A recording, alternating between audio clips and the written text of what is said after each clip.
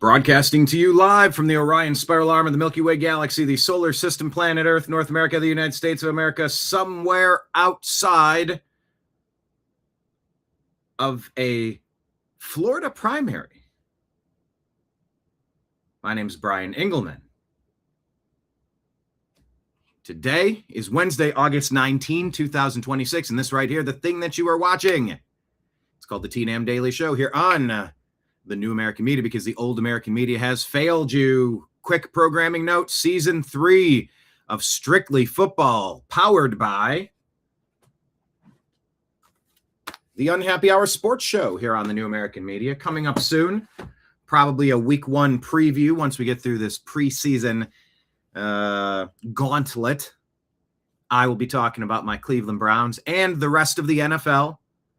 I have a little bit of a fantasy football focus. Meanwhile, Jim Mitchell and Mike Barra, co-hosts, will be talking about their reigning Super Bowl champion Seattle Seahawks and the rest of the NFL, with maybe a focus, both living in Las Vegas, on gambling lines. Now, fantasy football is gambling, but it's a little bit different. We had Ezrael Robinson join us in season 2. This season, it will be the three of us kind of recreating the second half of season 1. Not sure if we're going to have somebody else or not. Maybe it'll just be the three of us, but stay tuned. Programming note: Strictly Football coming soon.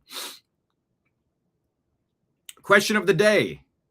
Hello, Patriot Warrior over in Rumble. Thank you so much. By the way, everybody hit like, hit subscribe, share the show with a friend, hit the thumbs up button, hit the arrow, and send it out on X. Send it out in Facebook Messenger. Send it out to text.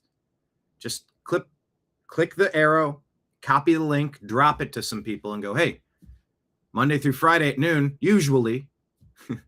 Show might go early morning, show might go late into the evening at some point, but for now, it's Monday through Friday at noon, unless you hear otherwise. Also, programming note: tomorrow's show will be in the evening. I don't know exactly what time.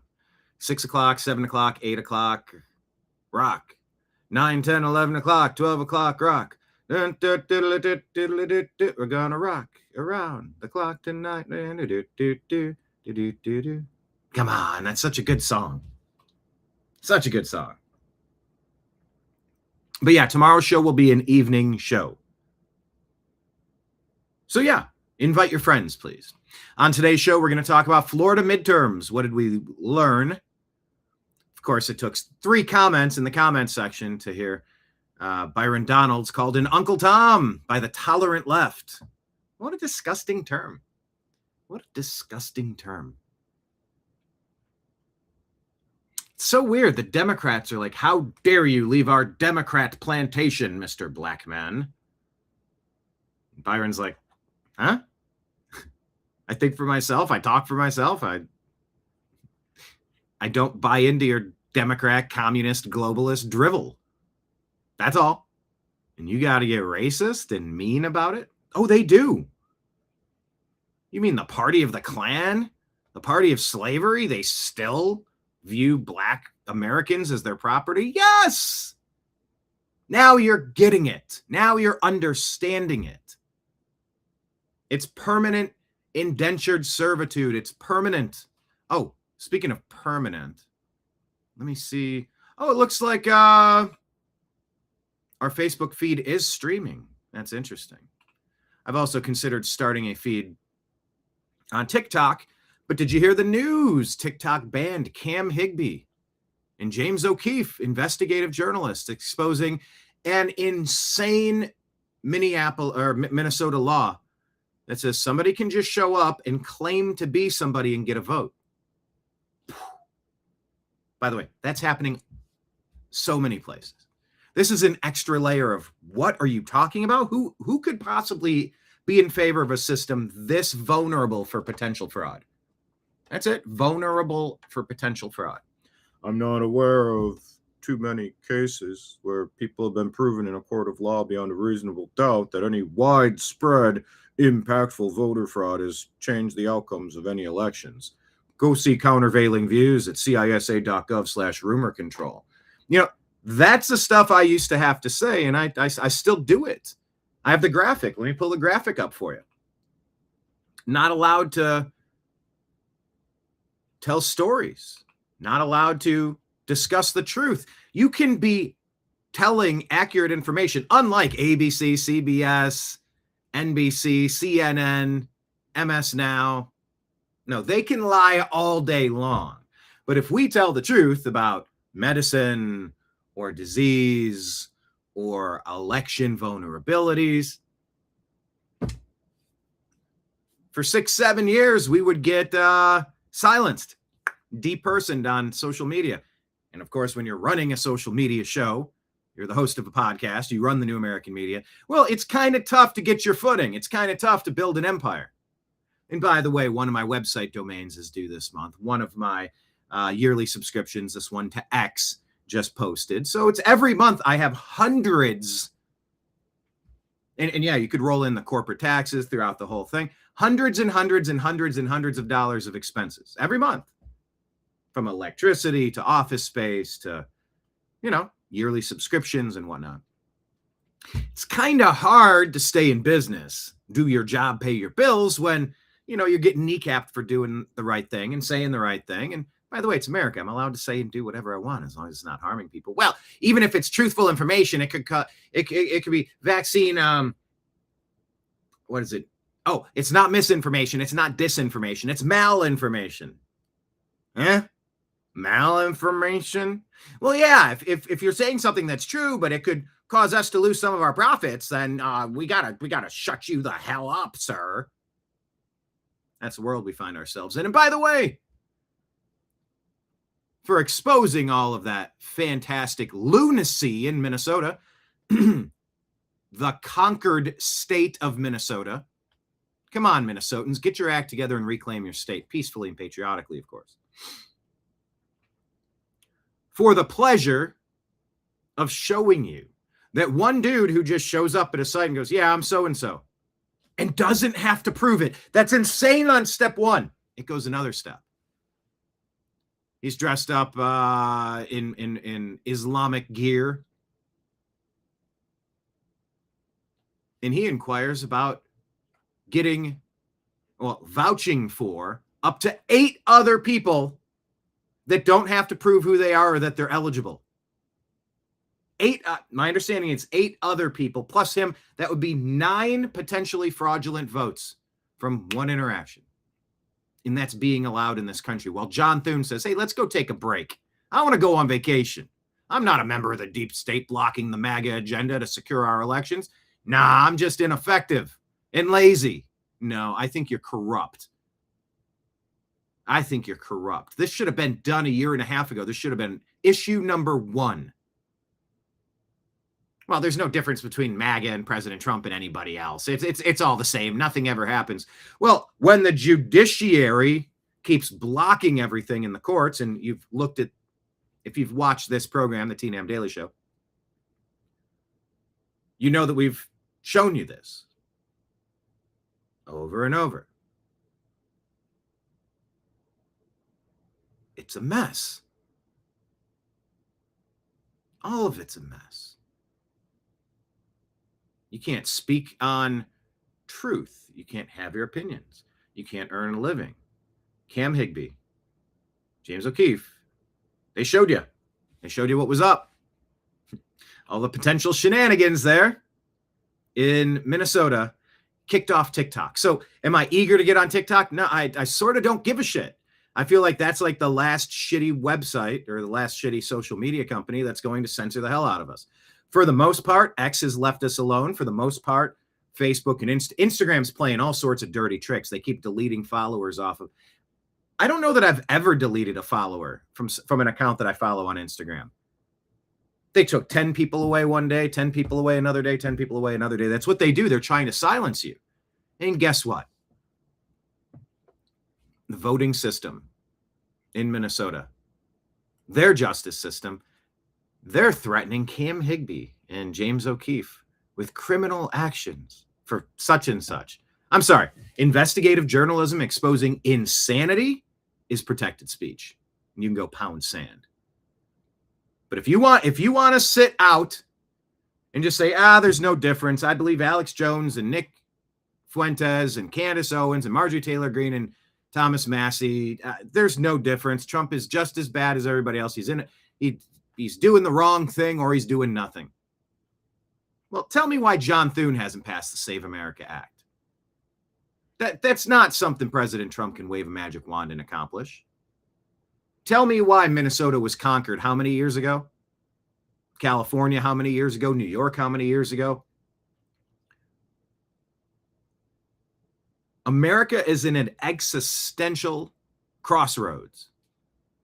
And now I got to put a disclaimer up here at the bottom saying for countervailing views on health and elections, go to cdc.gov, who.int, or cisa.gov/rumor control. Forced. Under force. You delete my YouTube channel, you delete my Facebook page, and yeah, they did demonetize our YouTube channel and they deleted our Facebook page. And many Facebook groups and my Facebook profile. Like,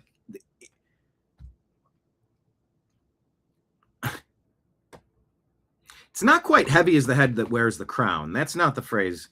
Maybe like no good deed goes unpunished might be the phrase I'm looking for.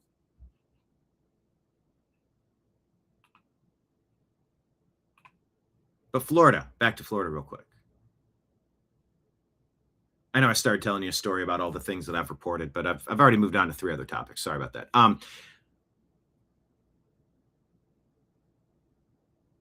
Byron Donalds, big numbers for MAGA turning out in Florida. I'm not sure how the numbers and the turnout compare. I know midterm years tend to have lower voting rates than presidential years. It's just there's so much pomp and circumstance. Now, by the way, speaking of which, and we'll give you some updates on that. I mean, we're just about done with the primary season. And we're off. Republicans and Democrats out of the gate.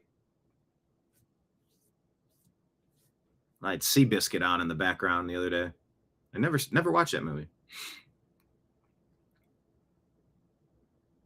But yeah, we're going to talk about Florida. I don't know.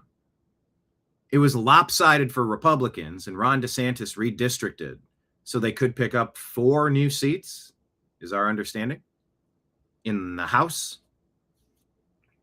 Man, oh man, John Thune, Lisa Murkowski, Mitch McConnell, these dopes in the Senate blocking the Save America Act. The House keeps passing it, and the Senate's like,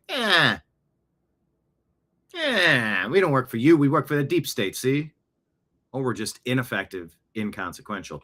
Rob, hello, everybody in chat. Rob and Marion and Patriot Warrior. Hello, hello, hello. Rob says, I've never had TikTok, never cared to try it. Yeah, that's where I'm at. And can I tell you this, though? Prior to starting the New American Media, I never had Facebook, and I never really cared to jump on it. Go figure, 15 years ago. Patriot Warrior, Texas. Hello, Look a Cook. Hello, Patriot Warrior. He says, in the Rumble chat, everybody start a Rumble account and follow the New American Media. He says, John Thune does not want it passed. I said this from day one. He hates Trump. Okay, fine. But then why did based Mike Lee not move to replace him?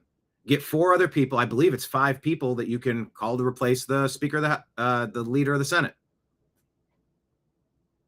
Is my understanding of that incorrect? That it only takes 5 people to call to a vote and put new leadership up? John Thune ain't getting it done, either intentionally or inconsequentially. Maybe not inconsequentially. It is super consequential what John Thune is not doing. Sometimes the stuff you don't do is more impactful than the stuff you do. Scooby-Dooby-Dooby, where are you? We've got some work to do now. I did ask this question on a previous episode. I don't know how many of you were watching. Raise your hand if you're sure. Raise your hand if you remember me asking, what would you say the average number of times that I'll be doing the TNAM Daily Show per episode do I break out into song, singing a jingle, whether it's Happy Days or Scooby-Doo or a deodorant stick?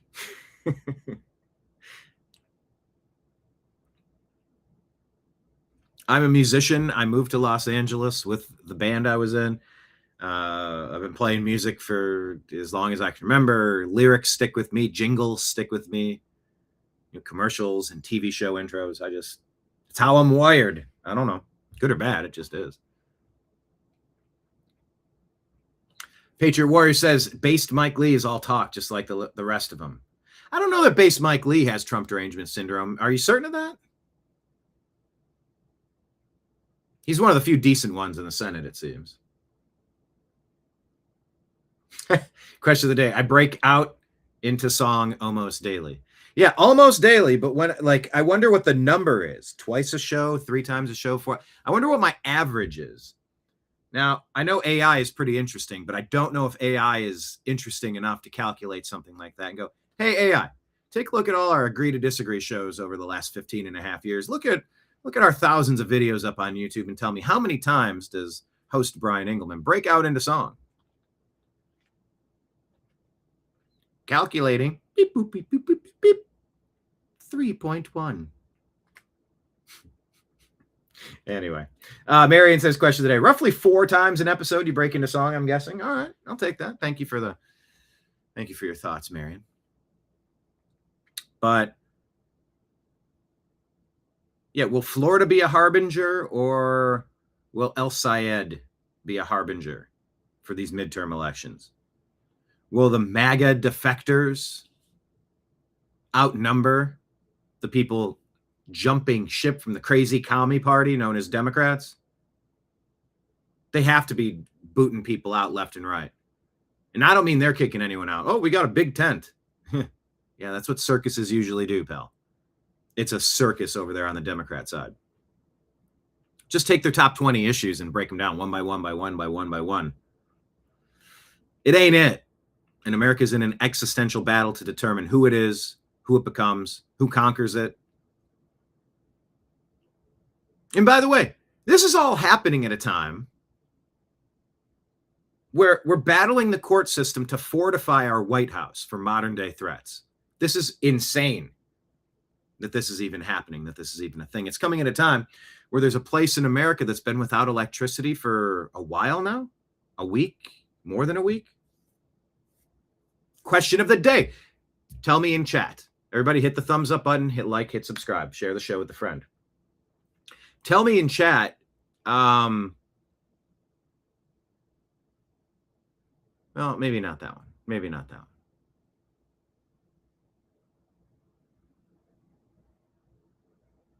I just wonder the direction of this country. I got a lot of thoughts this morning. Maybe I brewed an extra strong cup of coffee. I don't know. But I can tell. I did an evening show yesterday. It's a different energy at the end of the day. And going from evening to midday, it's a different energy. Would it be like the Atari game Asteroid? Not quite. What's that one where you're floating? Maybe it's Asteroid. And you're floating through space and things are just kind of flying diagonally. Beep, beep, beep, beep, beep, beep, beep, beep. And you got to take your little triangle and move. There are thoughts going all over the place today. But I've noticed it. Trying to do an evening show, it changes. I don't know how else to describe it. I'm capable of surviving it. But I'm telling you, yesterday's show had a different energy. Today's show has a different energy. But that's okay. We're allowed to have different energies. We're allowed to have days where, you listen to your intuition. You listen to, oftentimes in music, I would talk about like a song wrote itself. The one time I heard my brother jamming on a song that we eventually called 3 Pointing Back. And I was upstairs using the facilities, actually. And he started playing the song. I'm like, oh. I quickly finished up and moved into my bedroom and grabbed my lyric book, ran downstairs and said, do that. Keep doing that. Do that. Let me add this. I got it. I got a song here. And a song just kind of like was created. I don't know where that inspiration drew from. But when you're doing a live show and you're doing an opening monologue and it's not all typed out, I'm not reading off teleprompter. And I'm working in your unique, original, transformative comments in the comments section because that makes this show fun. I can't say that I don't know where I'm going, but there's a lot of wild card opportunities. I guess in poker, blackjack, you don't really get wild cards. Home games, there's a couple of joker cards or wild card in the deck. But yeah, this show takes a lot of football audibles. My God, how many analogies and similes have I used in this show? There's another question of the day, QOTD. How many analogies, similes, and metaphors do I use per show on average? I feel like I might have used about 15 so far. Maybe I'm averaging one per minute, and if the average show is an hour and a half to 3 hours long, somewhere in there, that's a lot of analogies, metaphors, and similes. But that's how my brain's wired. It's okay. It's improv. But yeah, when you're doing the show, a lot of thoughts start bouncing in, and you get a great idea for a millisecond, and you start taking a few steps down that path. You go, hold on, I caught that other one that was going this direction. Let me go over here. That's how the sausage is made. That's how these programs work. Welcome to the mind of Minolta. I give way too many free advertising credits to companies that ain't paying me nothing. Oh, speaking of being paid something, let me put this up on the screen here. Of course, I'm your humble bartender. We're going to talk about all the stories on the screens behind me. So we'll go through our X account. Everybody follow the New American Media on X at American_media_. Anybody without an X account, please take 2 minutes, submit one email, create a quick account, and follow the New American Media. Same on Instagram, please. Even like Robbie's like, I've never had interest on TikTok. I got you. But could you consider opening up an account on Instagram if you don't have one and following the New American Media? We're 20-something people away from being able to stream this show live to Instagram, which we should be able to, but they've changed their parameters and they're messing with our account. They say, well, if our voting system is so rigged, how did Trump win twice? And you go, too big to rig. It's not that you didn't try. It's not that you didn't succeed. It's just you weren't able to do it at a scale large enough to conquer the will of the people. So even though Instagram is messing with our account, if enough of you help us, and if enough of you share this show with your friends and invite some extra people in, and we can get our army to grow, peaceful and patriotic army, of course. For those of you in Rio Linda, California, that means activism, not violence. Man, I miss Rush Limbaugh. But yeah, help us grow, please. Follow us on all the platforms. But yeah, Restream, that's another one. I talk about all these monthly expenses. Yeah, Restream took away half our streaming channels now. So now we got to price shop and see, do we want to get a refund for the prorated amount of what was paid in advance back in February or March? And switch to StreamYard and get some different capabilities at different price points. It's never ending. You get a fantastic show, hopefully. I do the best I can. Most of the time, I do the best I can. Could I do better? Yeah, sometimes. And sometimes, hey, I'm giving you what I got to give. Maybe it ain't enough, but it's all I got to give, and I'm honest about it. But yeah, every day's a battle. Every day's a battle. But I show up, every day at noon, usually unless I tell you otherwise, an evening show tomorrow. Programming note. Once again, stay tuned for Strictly Football Season 3 coming up, programming note. Every day, I turn the lights on here, turn the TVs on, step behind the bar, and try to sift through the stories. I'll scroll through the news channels, and I'll talk to the regulars. You're the regulars. Look at me. You are the media now. The New American Media is you.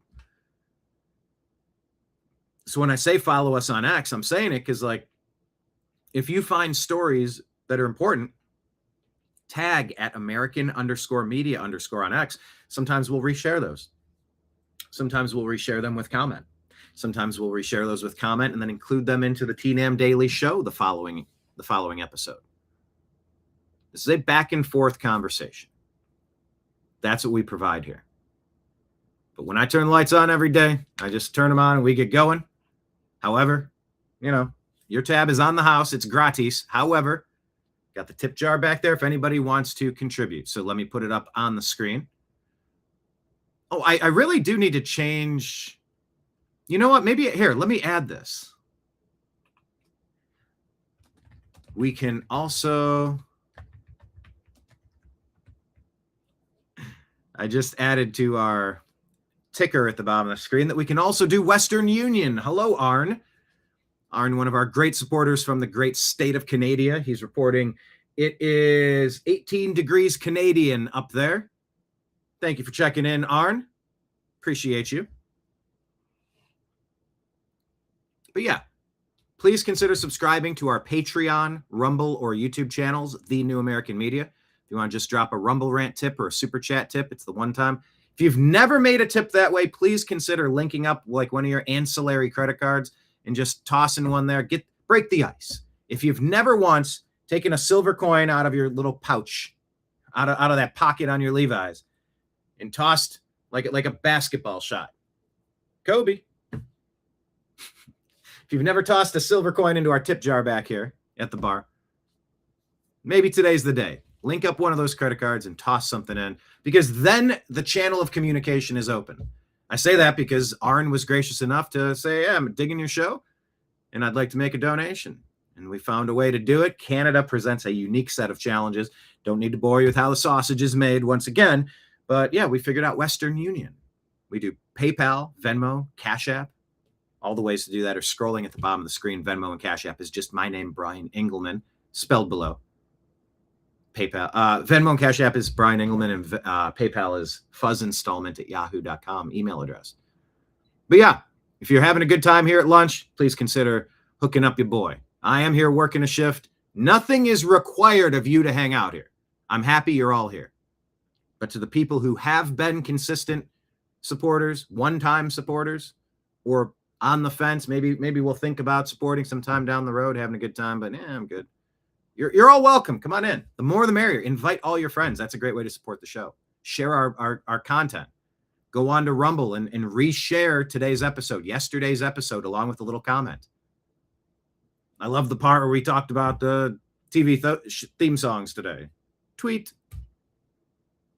I said the Twitter storms, they used to call, like when someone gets bonkers and they get a little manic and they'll type a bunch of things. It's a Twitter storm, they'd call it. I'm like, well, now that it's called X, how about you call it an X flare? Send. Send. When people crash out. 20 posts in 5 minutes. It's an X flare. It's a pretty good name. It hasn't caught on yet, but I think it should. Patriot Warrior, Western Onion made you look. All right, you got me. Well, you have Southern onions, right? Patriot Warrior showed us a picture of. Okay, here's a task of the day. Should you choose to accept it? Your mission. Should you choose to accept it? Tag us on X at American_media_ with a picture of your garden. I'm about ready to harvest potatoes. Fingers crossed. Pray for me. I got a lot riding on my potato bounty this year. A lot riding on it. Late season tomato crop coming in. Grapes, I only had a couple. Fig tree died. Some of the herbs were okay. The mint and actually the basil has been gone for a minute. What is succeeding? Well, what's succeeding is at my garden, I've been propagating. There's so many bushes and ivy and trees that drop little seeds and start little saplings or sprouts. And I take those things, I'll pull them up from where they are, and then I'll put them in their own pot. And then when they get big enough, then I'm transplanting these to other areas. I love doing that. But man, my food production this year, the squirrels have done well. The deer ate the dingo ate your baby.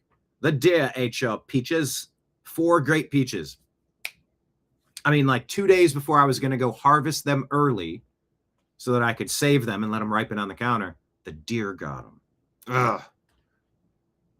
But yeah, your mission, should you choose to accept it, go on X, take a picture of some of your garden bounty, anything you're growing, flowers, edibles, trees, shrubs, bushes, whatever. And do hashtag TNAM grow something, the New American Media, hashtag TNAM grow something. And by the way, if you're on Facebook, it's a private group called TNAM Grow Something. join the group. We like to post about our gardening adventures. But yeah, Patriot Warrior with his Western onion joke. He's got Southern onions. I feel like that could be a country rock band name, or like Lynyrd Skynyrd with opening act Western Onion. Well, I would watch that. Gotta dig them taters. Patriot Warrior's garden is done. But new volunteer crops coming up. Watermelon, squash, and cantaloupe. Very nice. But yeah, your mission, should you choose to accept it, send me a picture on X at American_media_ hashtag TNAM Grow Something. Follow the private Facebook group, TNAM Grow Something. And yeah, we're starting to head into football season, which means summer is waning. Fall is here. Crisp autumn evenings. Bonfires and warm drinks. Man, is it the best. It's sort of the best. And somewhere along the way, a lot of people can lose track of the simple things, the little wins, how blessed we are. We can get wrapped up in a mounting list of to-do items and I don't know, aspirations and workload and game plan and strategies and all the wild cards of life. Joker Poker knows about wild cards. What's up, Joker Poker? Missed you all the last couple of days. Happy hump day. God, is it Wednesday already? Time flies when you're...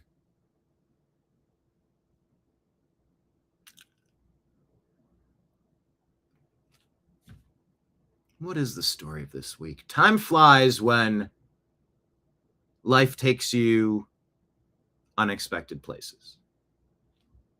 There we go. That's all encompassing. I'm a fairly open book on a lot of matters. And it takes a certain degree of craziness to clock in every day at the bar and go, hey, everybody, in case you forgot, I'm unemployable. Meaning I have too many opinions to just kind of go along to get along. I'm an open book. You're going to know a lot about the things I'm thinking.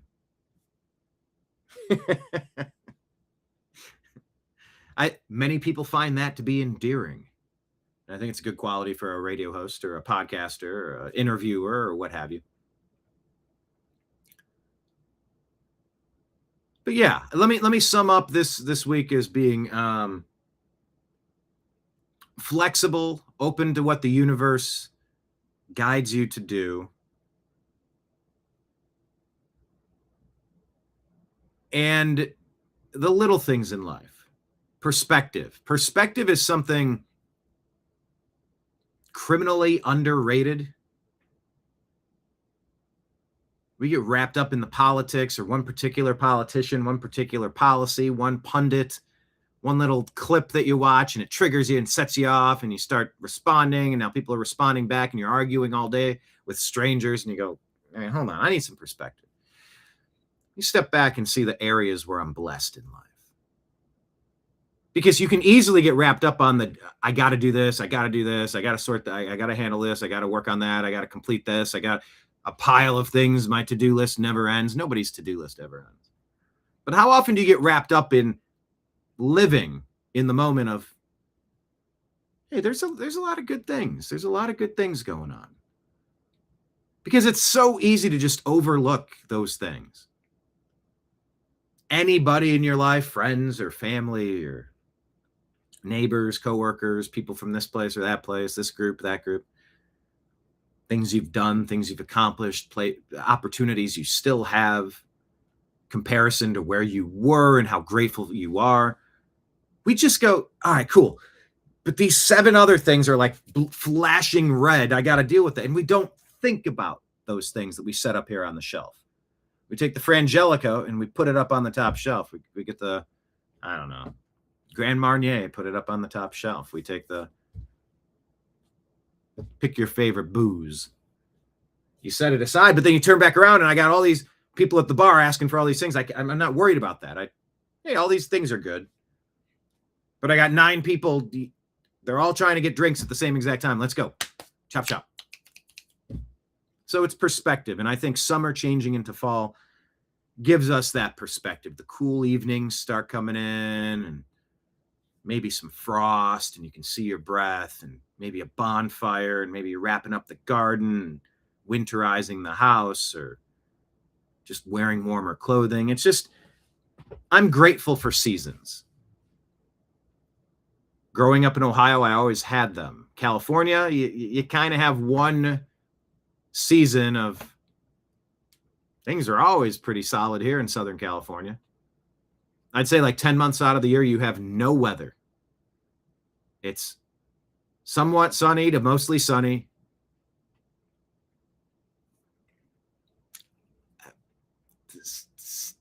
Somewhere between 65 and 85. And then a couple of days, a couple of weeks peppered in, maybe 2 months of it's a little California chilly. I was never allowed to call it cold because I remember where I came from with seasons and snow. California chilly, or sometimes it would hit 117 degrees. That day that my neighbor's door warped and this elderly lady couldn't get in or out of her home. And that was one of those you wake up and you go, oh, well, that's a wild card. I turned that one upside down, and I did not have that on my bingo card for today. A few months ago, got a phone call about a unfortunate cat that was hit on the freeway. I went and retrieved said animal and took it to the closest vet. And then they said, oh, he showed some sign of life. Oh, no, he passed away. I go, okay. Well, I didn't want Buddy in the road. If he wasn't fully gone, I'd like you to ease his pain and suffering. If you can save him, please save him. Every day there's wild cards, things you don't anticipate. And this week has been just different stuff. And so, yeah, sometimes you're going to see our shows at noon, sometimes in the evenings. Tomorrow's show is at noon. So anyway, we're going to cover Florida's midterm elections. We're going to rifle through the rubbish, separating fake news from fact with the other stories. Post your pictures on X at American_media_. TNAM grow something. Hashtag TNAM grow something. Show me something you're growing. And do it on X. We need you all in all of our platforms, kind of like we can play tennis all day on different platforms. So please come on over to Facebook, the TNAM Grow Something private group. Share some pictures on X. And we'll reshare some of those. And we'll dig through the news. So grab your favorite beverage. And buckle up, buttercups, because the TNAM Daily Show starts now.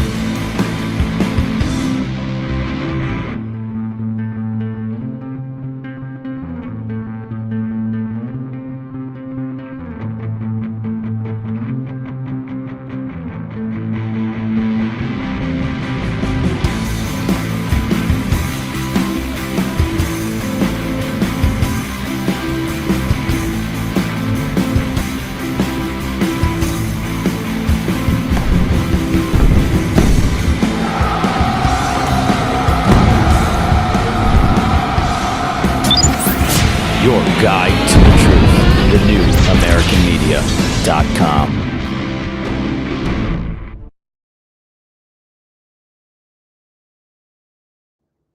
That's pretty funny in chat. Marion says, our season in Texas, well, you have mild winter and then summer.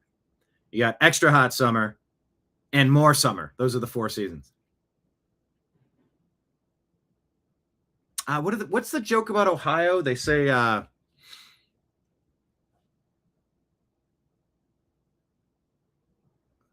man, it's something about the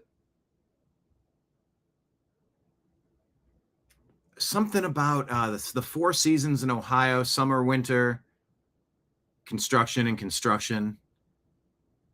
or summer, winter, fall, and construction season.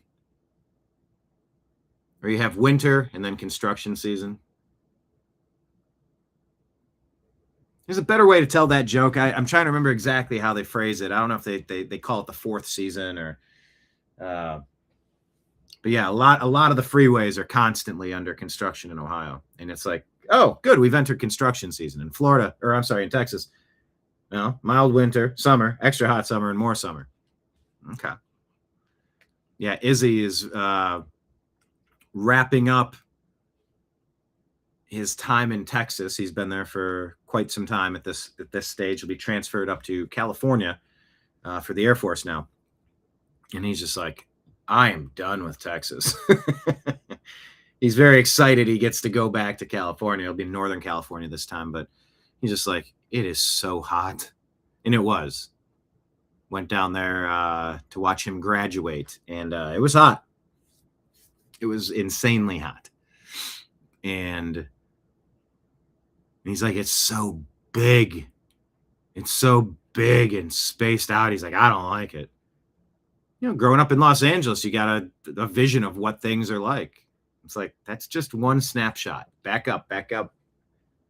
So tell me what you're going to do now. Keep rolling, rolling, rolling, rolling. What? That was because of Back Up from Fred Durst. All right, I did it again. Dropped another song lyric. Not trying to. It just kind of organically happened.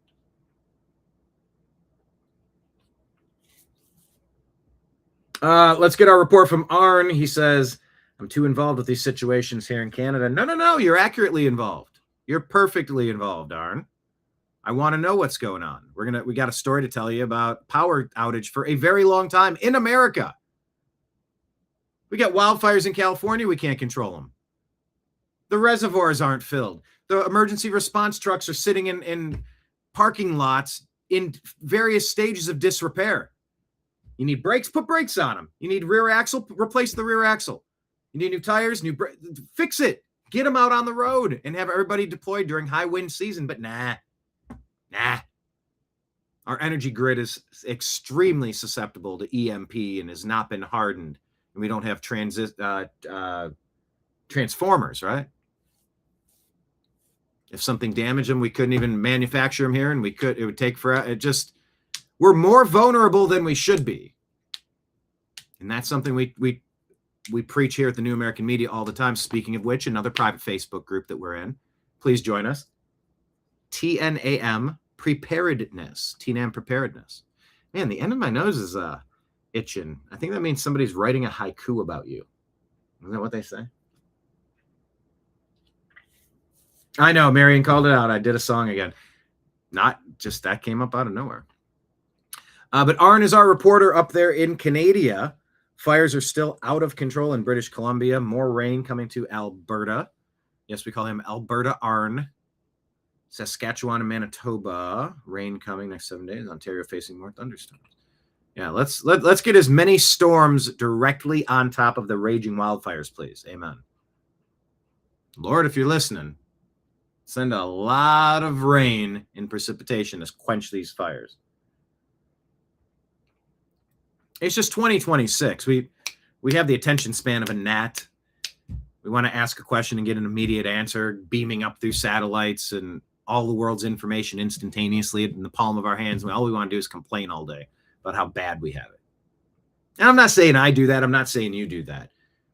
It's just some people do. That's kind of the main operating protocol. We're just hardwired. If something's good, you grab it and you set it back on the shelf. If something's broken, you got to stop.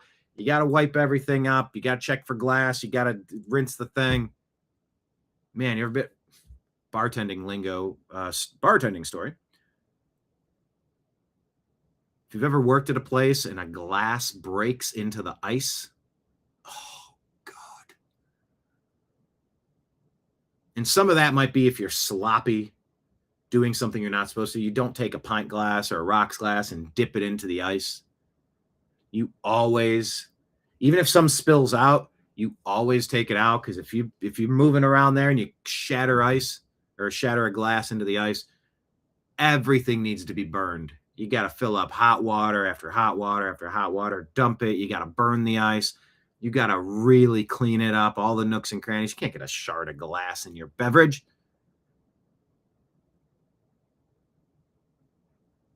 But yeah. I like preparedness and I like priorities. And America's just been a little asleep at the switch for a long time. The politicians will handle that stuff. It's not my concern. It is your concern. I'm not saying lose your mind over it. I am saying, you know, I'll paraphrase Plato. Indifference to public affairs is a sanction to being ruled by inferior men and women. You got to kind of participate if you want things to work. So Florida had their election yesterday. They're participating in that electoral process. And that is one of the stories we will get to on today's show. So hit like, hit share, hit subscribe, share the show with a friend. And consider dropping a Rumble Rant or Super Chat if you're having a good time. All right, let's pull up our X account here at American_media_. And everybody go give me a follow. Follow us, please. Pinned at the top is our Patreon page. Here's another ask for you. Everyone go to our Patreon page and everyone at least sign up for the free account. Let the algorithm know that people are appreciating it. Even if they're not signing up for $5 or more each month, just everybody sign up for the free version. If you haven't signed up as a paid subscriber, at least sign up for the free version. And you can always upgrade that later. But that's pinned at the top of our X account for ease. And of course, we are streaming on X. We love it when people pull up 2 or 3 devices during the live show. One of them, they'll let the YouTube ads play. That's like tossing a penny in the wishing well. The other one, they can skip the ads. Some feeds will have us on X. Some will have us on Twitch or Kick or Facebook, our page on the New American Media. But yeah, that's another way to support us. Just keep those minutes streaming. Keep the ads rolling. Check out previous shows. Share previous shows. But right there, you see it. That's our live feed on our X account. All right, let's check in. We got some stuff coming out of Florida. But here's Benny Johnson sharing a clip from Anna Paulina Luna about China funding the Democrat socialist candidates. This sounds concerning. Look, Sean, this is a lot more nefarious than I think a lot of people realize. DSA is absolutely funded and tied to the Communist Chinese Party. We know, for instance, in their mega donors like Neville Roysingham, who are currently under investigation by the Department of Justice, that they're not only pushing Marxism, but they're also joining with other groups like the Party of Socialism and Liberation, working in conjunction to target these moderate Democrats and flip these seats. But I want to remind people, Sean, that ultimately the DSA platform is truly racist. So first and foremost, okay. The Democrat platform is truly racist. Weren't we just talking about Byron Donalds? 3 comments in. Byron Donalds is an Uncle Tom because he's not going to do our deep state debauchery with the Democrats, with the dirty Dems. Yeah. Dems are easily, if they're not the only racist people, and by the way, you can look at large groups of people and make inferences and say, you know, the percentage of certain things happening in certain communities is pretty unacceptable. That could be any community. You could look at the Pittsburgh Steelers and say Minka Fitzpatrick, when he had his dirty helmet to knee play that pretty much ruined Nick Chubb's Hall of Fame trajectory career for the Cleveland Browns. You say, you know, teams like the Steelers have a disproportionate amount of super dirty plays that a competent NFL commissioner would kick them out of the league. Because I think they're being coached dirty by Mike Tomlin. Oh, no, they're just aggressive. No, they're actually dirty. And I've watched it over and over again. Now, I'm a Cleveland Browns fan, so I have a bias, but you call that stuff out. That doesn't make somebody negative in any way. You want things to be better. If there's too many players from one team committing too many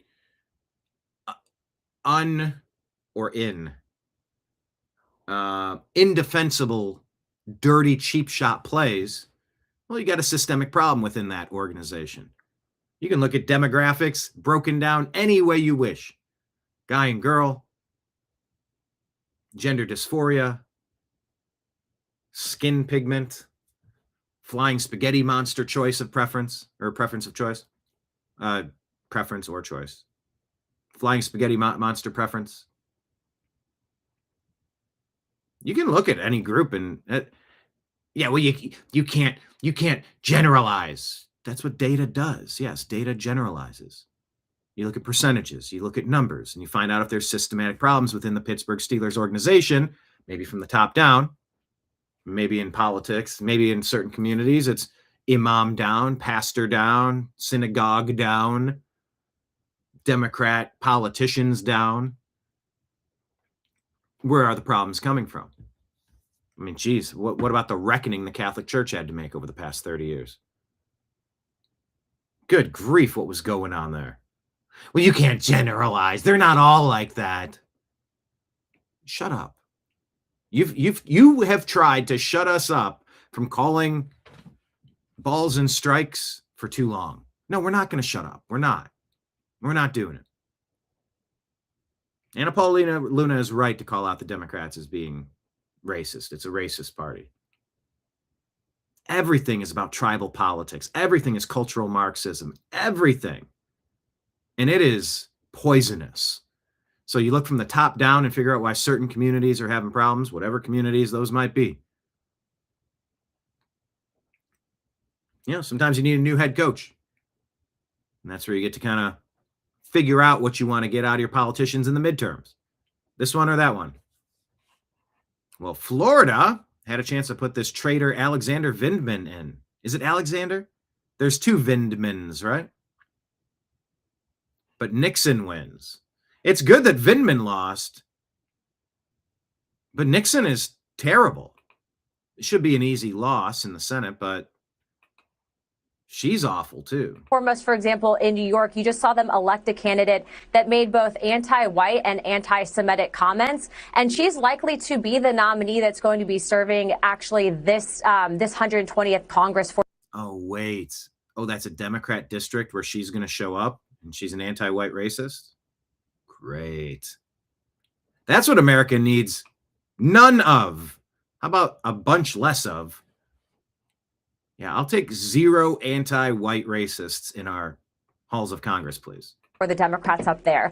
And so ultimately, it's our job in the House, especially as vocal people with platforms, as members of Congress, to call it out for what it is. And ultimately, Sean, if we remind voters specifically of the big wins that we've delivered, that the president has delivered, remember, no taxes on tips, no tax on overtime, banning insider trading, which is something that the Democrats, Hakeem Jeffries specifically, tried to stop. And then now, more recently, you see DSA candidates that are potentially running in 2028 talking. Yep. So Byron Donalds, I mean, it was governor. So he's going to be the Republican nominee for governor over Collins. Talking about the issue of student loan debt. Meanwhile, literally, the Democrat Party again told their own members to stay off a discharge petition that would cap student loan interest at 2%. These are winning issues for the Republican Party. So we will be educating our voters and ensuring that they show up in the midterms. And I am cautiously optimistic that we will keep the crazy away. Keep the crazy away. Excuse me. Hello, Gibberish Nation. I started speaking and I wasn't ready to use words. He says, on our Rumble feed, the liberals have been building collective populations since the Depression. They just found race as the easiest way to form it. Well, now, Islamist, globalist, Marxist, socialist, communist, Leninist, Stalinist, it's the same sort of complete domination, micromanagement, power and control. They're a party of dominance and power and control. America is a place of laissez-faire. Keep your hands off. Keep to yourself. We're fairly libertarian here. If we're not harming our neighbor, stay the hell out of our face. That's the human condition. Maybe it's the anomaly on the history of the earth. It's been a lot of oppression and tyranny. And that's why you got to fight so strongly to make sure you maintain it. What government have you given us, Mr. Franklin? A republic, ma'am. If you can keep it. Gibberish Nation says, yeah, they found race as the easiest way to form their collective populations, and they shame the other as the oppressor to join the collective as champions. Patriot Warrior asking, why was Vindman not thrown in jail? Gibberish agrees. Vindman should have been tried in military tribunals for treason. He knew it, and that's why he went into whistleblower protection. Yeah, how is he even allowed to run, says Patriot Warrior. Exactly. Our justice system sucks. It does.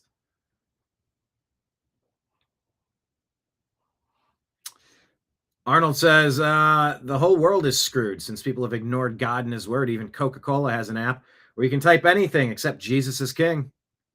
But typing Satan is good? Yeah, that's okay. Mm-hmm. Yeah, there's some big hate if you say Christ is king. Once again, I think you're sort of telling on yourself if that's triggering for you. I think you're saying a little bit more about yourself than you are about any of us. But who am I? Who am I to say one way or another? I digress. Christ is king. And you're allowed to have your own personal opinion as long as it doesn't try to dominate my culture and my way of life and tell me what to do. You dig? Anna Paulina Luna, she's a good one. But I'm wondering, well, the New American Media post here in response to China funding Democrat socialist candidates. Mega donors like Neville Roy Singham. American. The New American Media asks, is this even an allegation at this point? Work with DOJ and file some indictments already. Is treason still a thing? If we all know that Neville Singham is a problem,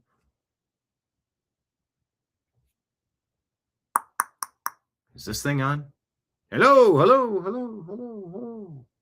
Is treason still a thing? Thing. I mean, good grief. Been hearing about Singham for 2 years now. Okay. Any indictments? You're funding treasonous activities inside the United States. Any corrective measures that we could take? All right. Well, Michigan's taking corrective measures to put up a radical, unlikable, unelectable El Sayed. Abdul says he wants to completely eliminate private health insurance plans and create one insurance program for everyone. Remember, folks, a government big enough to give you everything you need is large enough to take away everything you have. Resist. What Medicare for All does is stop in the name of love. Abdul holds both hands up. Ooh, oh, oh, oh. What is he doing? By the way, if you're counting how many times I break into song, I believe we're at 4. Unplanned. I didn't know he was going to do a stop in the name of love. Double down. I hope it's endearing because I know I feel like a Looney Tune wackadoo in some regards. But also, no, I don't. I'm having fun. Oh, that's only number 3? Hold on, I did Scooby-Dooby-Doo. I did the jingle for raise your hand if you're sure. And then I did Sunday, Monday, happy days. So yeah, I'm on at least 4. Marion. And remember, song number 2 by Blur goes, woohoo, and I'll be loving matter, woohoo, and I'm pins and I'm needles. If you're counting, that's song number 5 for today's show. But once again, I digress. All right, anyway, let's listen to Abdul, the stop in the name of love guy. what Oh, or is this another Democrat doing a performative interpretation of what never happened to Eric, oh, good, I forgot his name. The hands up, don't shoot guy that charged the cop and tried to take his gun. What was that guy's name? Mike Brown. I wanted to forget his name. Sadly, I'm kind of decent at rando trivia, which is why I did so. Question of the day. How many of you are aware that I was once a contestant on a televised syndicated game show? Tell me in chat, QOTD. Were you aware that I was a contestant on a game show? Because I tell some stories, like they'll come up more often than others, but some people haven't been here long enough to hear a version of that story. But yeah, I got on a show called Catch 21 with Alfonso Ribeiro, Carlton from Fresh Prince. God, what's he on it? Dancing with the Stars, America's Funniest Home Video. Dude's on everything. He's been crushing it for 50 years. He did that. Was that a Pepsi commercial with Michael Jackson dancing as like a 5-year-old or 6-year-old, 7-year-old? No, Marion, it's not 4. Now we're on 5. Because song number 2 by Blur got sung. That was number 5. Kenneth in the house. People were asking you about you yesterday. Actually, people were asking about Kenneth. They were asking about Trash Panda. And they said, where are they? And I said, well, they're not evening people. They're early morning people. They're Southern United States, Florida, Texas, early morning risers. Kenneth, not so much Monday, Tuesday. He sometimes has other things going on. Patriot Warrior's not an all-night dude. Why do I know so much about the regulars? It's because we spend time together every day at the bar. We chop it up. I hear your stories. You hear mine. But yeah, my head just it's full of random trivia that sometimes comes in helpful, comes in handy, such as when you're on a game show with Carlton. But I digress. All right, stop in the name of love, guy. Oh, he's a doctor now. They're calling him Dr. Abdul. All right, El Sayed, Dr. Abdul, if you will. What is he a doctor of? Let me look it up. Let's hear what he has to say about destroying our healthcare system. Medicare for All does is instead of having a whole bunch of payers, you have one payer, right? And that is the federal government. It insures you the minute you're born, the minute you turn 26, the minute you get married, the minute you get divorced, the minute you get a job, the minute you lose a job, the minute you turn 65, it doesn't matter. You've got one insurer. And because that insurer is the federal government, right, it sets prices for all of this care independent of who the actual provider is. And so rather than this. Okay, as he continues here, gesticulation. He's good at gesticulating. Yeah, kind of saying he had late night. That's too late for my old ass. Leanne missed last night's show. Well, check it out. It was a different vibe. I'm telling you, it was a different energy. Not saying worse. I'm not saying better. It it was a little different. There was a little slap happiness to it, which you'll get on my shows all the time anyway. No apologies either. Like I am authentically who I am. I'm okay with it. I'm happy with it. I know it's entertaining to some degree to some people. And sort of that's all you need. But I digress. Gibberish Nation says, yeah, Central Time, old, in bed by 9 if possible. Yeah. Early to bed, early to rise will make a man healthy, wealthy, and wise. Now, does that count as a song, or is that just an axiom? Because it is a sing-songy phrase. It rhymes. It's meant to be a song. Is that number 6, or does that not count? When the sun goes down, so do I. Cue Michael Scott GIF or GIF. Do you know what I'm talking about? What would the Michael Scott GIF be in response to when the sun goes down, so do I? What would the Michael Scott? What GIF would fit as a response to that? Marion says, one payer system for healthcare. What a dope. The government doesn't have the money until they take it from us. Yeah. And there's got to be ways to drastically reduce the cost of college, healthcare, just bloat, waste, fraud, abuse.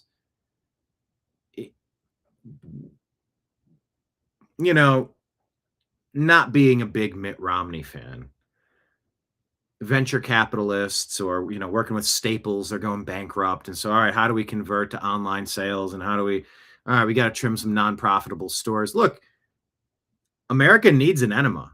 We got to figure out what's working, what's not working. We got to fix our electrical grid, our water supply, our firefighting capabilities, our self-defense. We got to constantly be leveling up. And you're going to get innovation, perhaps the best innovative medical procedures. And look, I'm not anti-medicine. I'm not anti-pills or shots. And look, I am anti-pills and shots.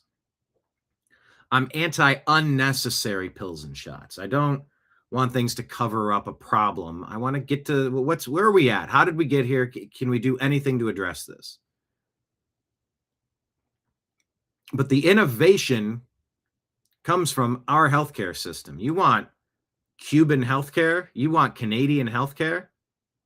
Nah, I'm good. Now, if you want to come up with a way to team up with universities that could maybe have some health clinics, so the students could be learning hands-on, and maybe some of the savings could get passed on, or some of the Medicare costs could help fund the schooling so the students don't have to go so far in debt. Look, any ideas that we have that we can come up with, I am open. With Obamacare, look, I told Michelle the other day, people out there, folks out there, sorry, you're right. You're right. Yes. Look, what I meant to say was the folks out there, that are MAGA extremists, they like to call the Affordable Care Act, Obamacare. I don't know if that's, meant to be a slur. Frankly, I told Michelle the other day, I don't even know why that became a thing. It's called the Affordable Care Act. And if you recall, my vice president said, hey, Barrick. He always called me Barrick for some reason. And he says, so he says to the guy, he says to him, I just love when people throw that into stories. It's like so old timey. So I says to the guy, I says Norm Macdonald will do it. David Spade does it. Maybe it's I think Conan does it. Maybe it's a Saturday Night Live thing. You could just get these old timey things. But look, Biden, he says to me, that's a pretty big fucking deal. That nitwit didn't realize that was, on an open microphone. Speaking of microphones, you remember that time I said, I was asked something along the lines of, if you could, wouldn't you like to serve a third term? And I told him or her, frankly, I don't remember. But I said, look, maybe if I could, be in my basement in my pajamas, maybe I just got done shooting some hoops, or, maybe going out with the chef, doing some paddle boarding, just relaxing, chilling out, maxing, relaxing, all cool and all, shooting some b-ball outside of the school. By the way, if you're counting, I think that's song number 6, maybe 7, 6, 7. I don't quite remember, but that was the Fresh Prince of Bel-Air, and we call that a callback in comedy. Kind of went back to Carlton and that other story about that game show, Catch 21 on the Game Show Network. But anyway,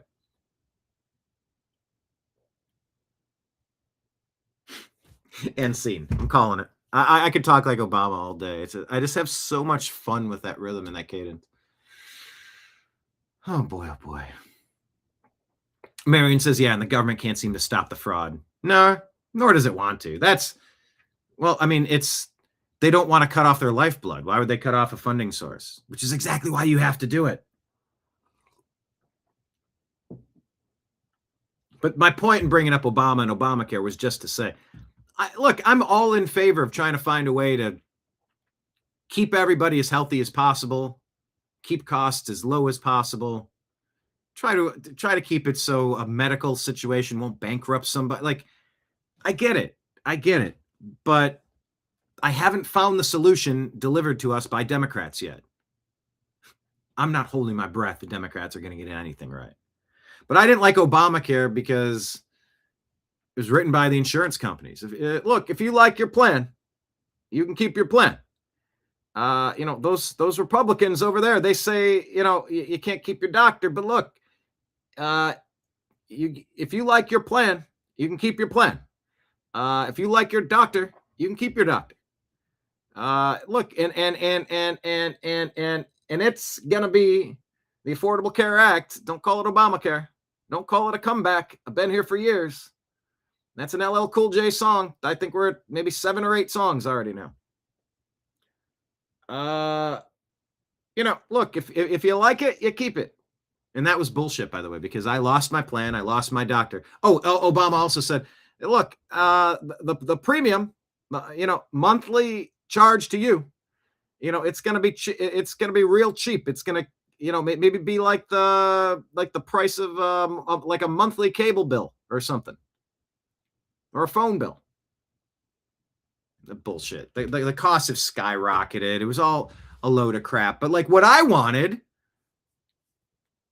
now imagine the world where I didn't vote for Obama because I know exactly who he was, what he was, and I wanted nothing to do with him for reasons completely related to his half-white side. I know the Democrats like to say, oh, you just don't like Obama because he's black. I go, he's as white as he is black. Shouldn't I look at Obama and go, I see, look, we're kindred spirits. He and I were so much alike. It's so stupid. I don't care about what anyone looks like. I care who they are as a person. And I was in favor of a radical plan to try to figure out ways to improve our healthcare industry. But this wasn't it. That ain't it. No, that was not it. I can't wait to pass it so we can find out what's in it. Nancy Pelosi. Remember that one? Remember when they brought a speed reader in? To all the Republicans out there that say, read the bill before you pass it. You got to read the bill. They brought in like a Micro Machines guy, like an auctioneer, to read through the bill. We're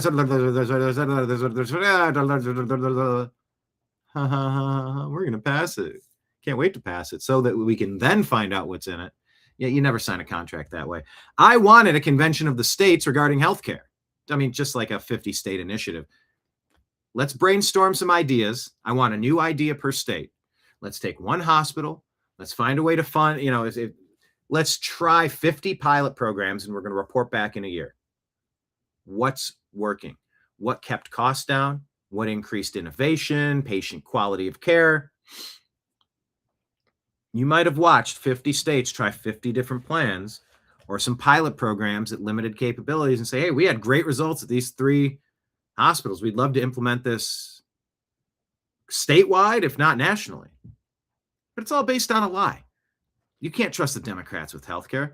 And look, I've heard people say Republicans are the party of no ideas and the Democrats are a party of bad ideas. Golf clap to whoever the heck came up with that one. Find me a Democrat idea that isn't a terrible idea. And find me some of these great innovative Republican ideas. Most of the successes that I had somebody ask me the other day, so what has Trump actually done to improve America? What has he done? Gas is $4.50 a gallon. We're in some war in Iran or something. We're 40 trillion in debt.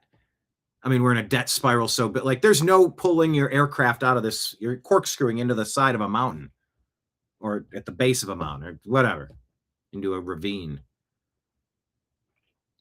And I do feel like I guess that's not true. Like Trump accounts have the potential to get children, newborns invested at an early age, get them skin in the game. And that's just the goal of capitalism. You want to be a part of a capitalistic society. If you're on the outside looking in, the system's rigged and nobody wins. And it's like a lot of that is true. But if you learn how to win the game, you can succeed. So no, Trump he's come up with a lot of good ideas. But I will say that a lot of what was discussed was good fixes to obvious flashing red light problems. That's what President Trump has done best, perhaps. Sealed up the border. Deportations happening. Everywhere ICE and Homeland Security go, crime goes down. Lowest crime rates in 60 years. We got lowest prescription drug cost in 60 years or something. Like tariffs. We're not going to let other countries tariff our companies into oblivion. We're just going to keep paying, and then we're not going to retaliate. And by the way, a lot of the tariff, it's not so that we can make it cost prohibitive for people to do business with us. A lot of that was negotiation. It's like, hey, hold on. You're tariffing all of our alcohol by 30%, and you want us to accept your soy for 0% tariff? 30% tariff. Well, you can't do that. I just did. Well, hold on. Let's be not be too rash. All the soy farmers and their lobbyists start freaking out. Is there anything we can do? Well, how about you take off the tariff on our alcohol, and we'll take off this brand new tariff that we were going to kick your ass with. All right. Hey, please, everybody, we've just reached a new arrangement with Mark Carney. They say it's like the Democrats, same as the deep state. They're like a big tent of circus clowns. And you can't have a clown without a ringleader. And you got carnies at the carnival. But we reached an agreement. We dropped the tariffs. Things are going good. Kind of they said, sir, Carney, can't trust him. They say, that's all, can't trust Carney. I saw the bumper sticker on the back of a truck. One of the semis, they took their credit cards and their payment apps. But I'm pleased to announce we're dropping tariffs. Sincerely, President DJT. Hit enter.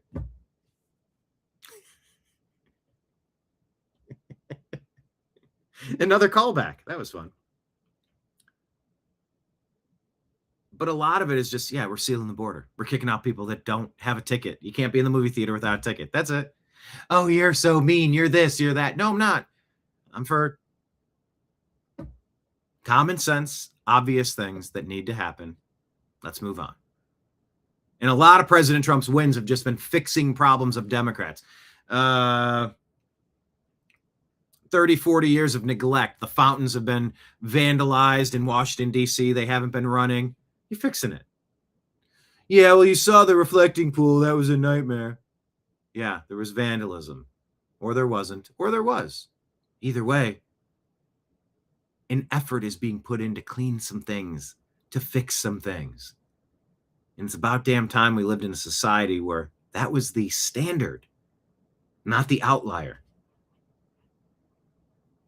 But anyway. Leanne says major insurance companies are a part of the downfall of the century. I agree. I do agree. But I don't think single payer is the way to do that. I think we need to get some more pilot programs together and put our heads together.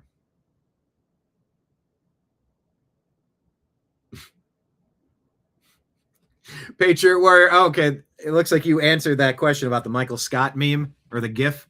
That's what she said. Exactly. When the sun goes down, so do I. That's what she said. Good call. Gibberish Nation on Rumble. Everybody follow us on Rumble, the New American Media.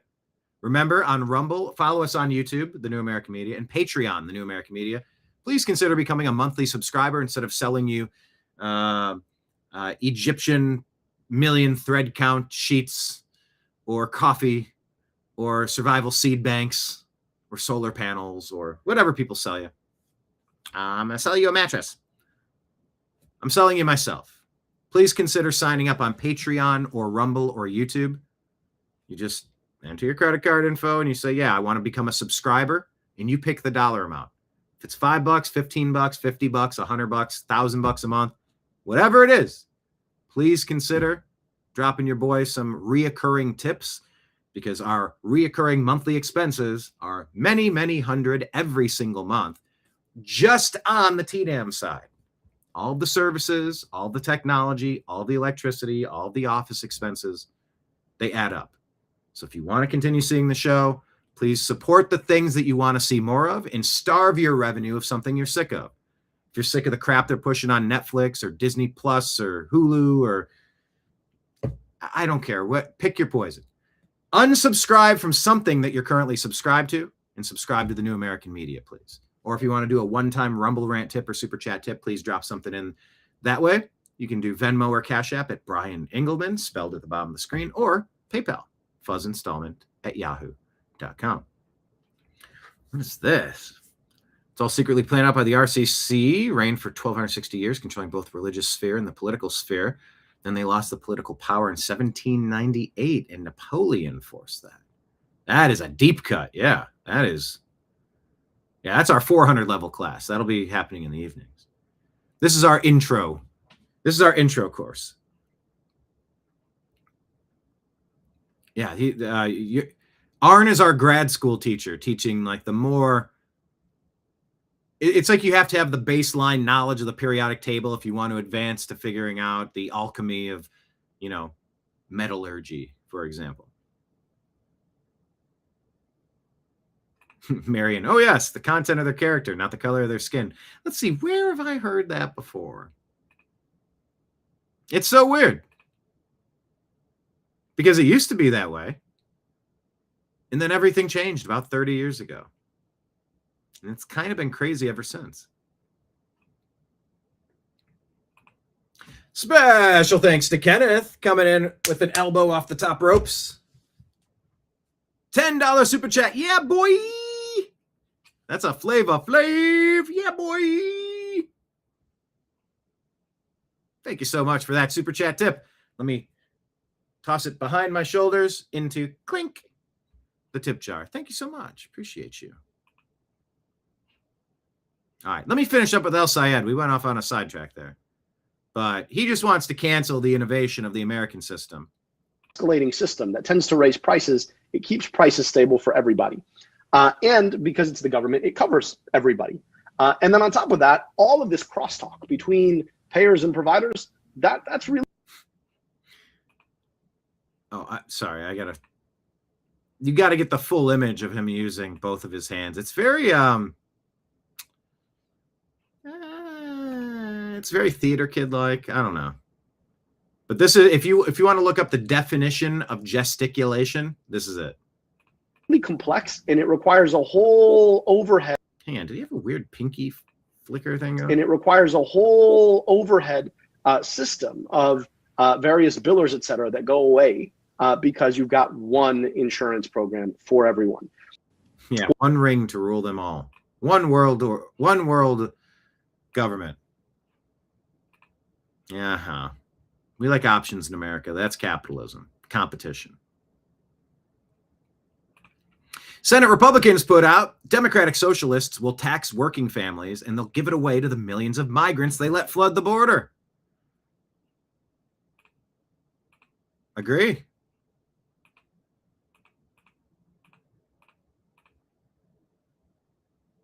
However, the New American Media writes, and leader John Thune still won't whip his party to supporting Donald Trump's Save America Act. Replace Thune ASAP if he cannot or will not get the job done. America is literally at stake here. Am I overreacting by saying America is at stake in this upcoming election and the Save America Act is crucial? Or am I overblowing it? Would you disagree with that? Tell me in comments, QOTD, agree or disagree, America is at stake in these midterm elections. Tell me in chat.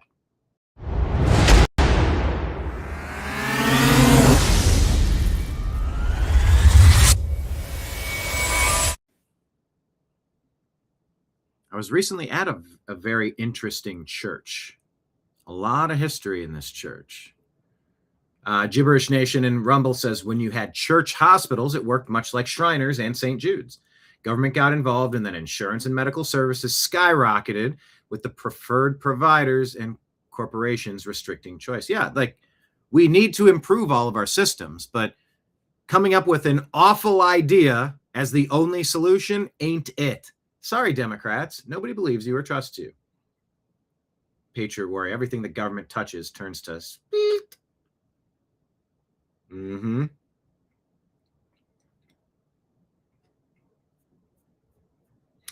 Gibberish saying they need to take that reflecting pool and make it a real pool with pumping and filtration system. I believe they do have a filtration system with that. I believe they do.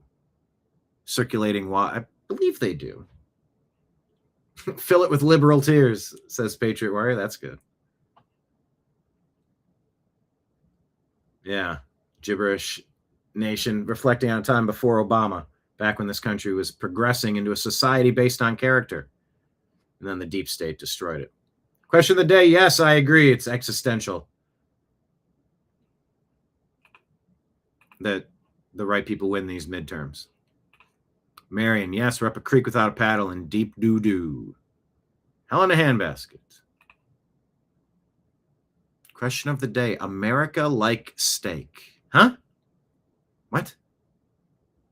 Kenneth, I need elaboration. I got to call in it. Judges? Okay, he says we may allow this comment if I can understand what you're getting at here. Is this a joke or a misprinted typo, or am I being daft? Leanne agrees that America is screwed. Arn points out, yeah, remember that? You'll own nothing and you'll be happy. Sure. They're already telling you what their plans are for Western countries. They want to turn us into a shithole country. And that's been their plan, the deep state plan, for a long time. Don't worry if you refuse to accept their policies. You will be eliminated. Oh, geez, what was the thing that Daleks would say on Doctor Who? I can't remember what, like, some of the things that they would say. It's been a while since I watched. I got into a little phase there where I was watching a lot of Doctor Who. Probably should have wrote my script when I was doing that, but it's okay. That knowledge is still in there. Anyway, John Thune, get it done.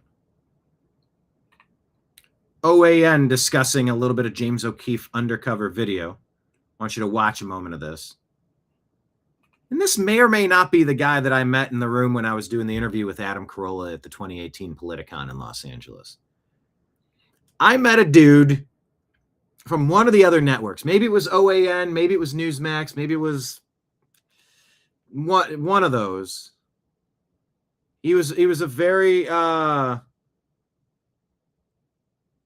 very cool dude that took a second while I was wrapping my microphone cables and disconnecting the microphones and putting my camera on the tripod, getting everything back into the backpack and getting it all squared away.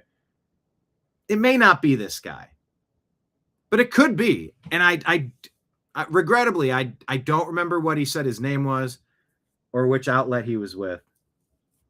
Frankly, I was just, there's so much to do and you're just in work mode, and I didn't even like dawn on me, but he was very complimentary. He goes, that was excellent. He goes, I really liked that interview with you and Adam. He's like, I really liked your interview. It was fun to listen to. I'm like, well, thank you. Appreciate that. Thanks. But I had to get out of there. I had to go do another thing. And anyway, let's listen to his thoughts on the voter fraud in Minnesota. I mentioned that at the top. Florida gives you their results almost in real time. But isn't it interesting that California needs weeks and weeks, and the fraud states or swing states of 2020 needed all that extra time? Oh no, we gotta we're gonna need a little more time here. By the way, tell me the final tally. How many did the opposing guy? How many did Trump have? Okay. I know we just need the final number real quick. We're counting as fast as we can. How many did he get? Mm-hmm. Okay, we got our number. We got to go up like 0.5 point percentage of that. We got to be like 15,000 above that, so it's not close enough for a recall or whatever the number is. But let's go ahead and make sure we deliver exactly the number of ballots. And by the way, once the ballots are delivered and they're counted, good luck unscrambling those eggs. If you ever let a fake vote into the system, the election results are called and you can't undo it, which is why you put the flippin' Save America Act in to catch all of it. It's like the pool filtration system. It skims for the branches, the twigs, the frogs, the leaves, it keeps that out of the pool in the first place. And when it gets sucked into the filtration system, you keep that on the side, you lift your little basket and you tap your basket out, because it keeps all of that debris from getting into the finer components that could clog your filtration system. But once you get dirty ballots into the system, good luck. Does good luck buttercup rhyme? Is that a thing? Kenneth, I prefer the swinger states. Ew. You are correct, Kenneth.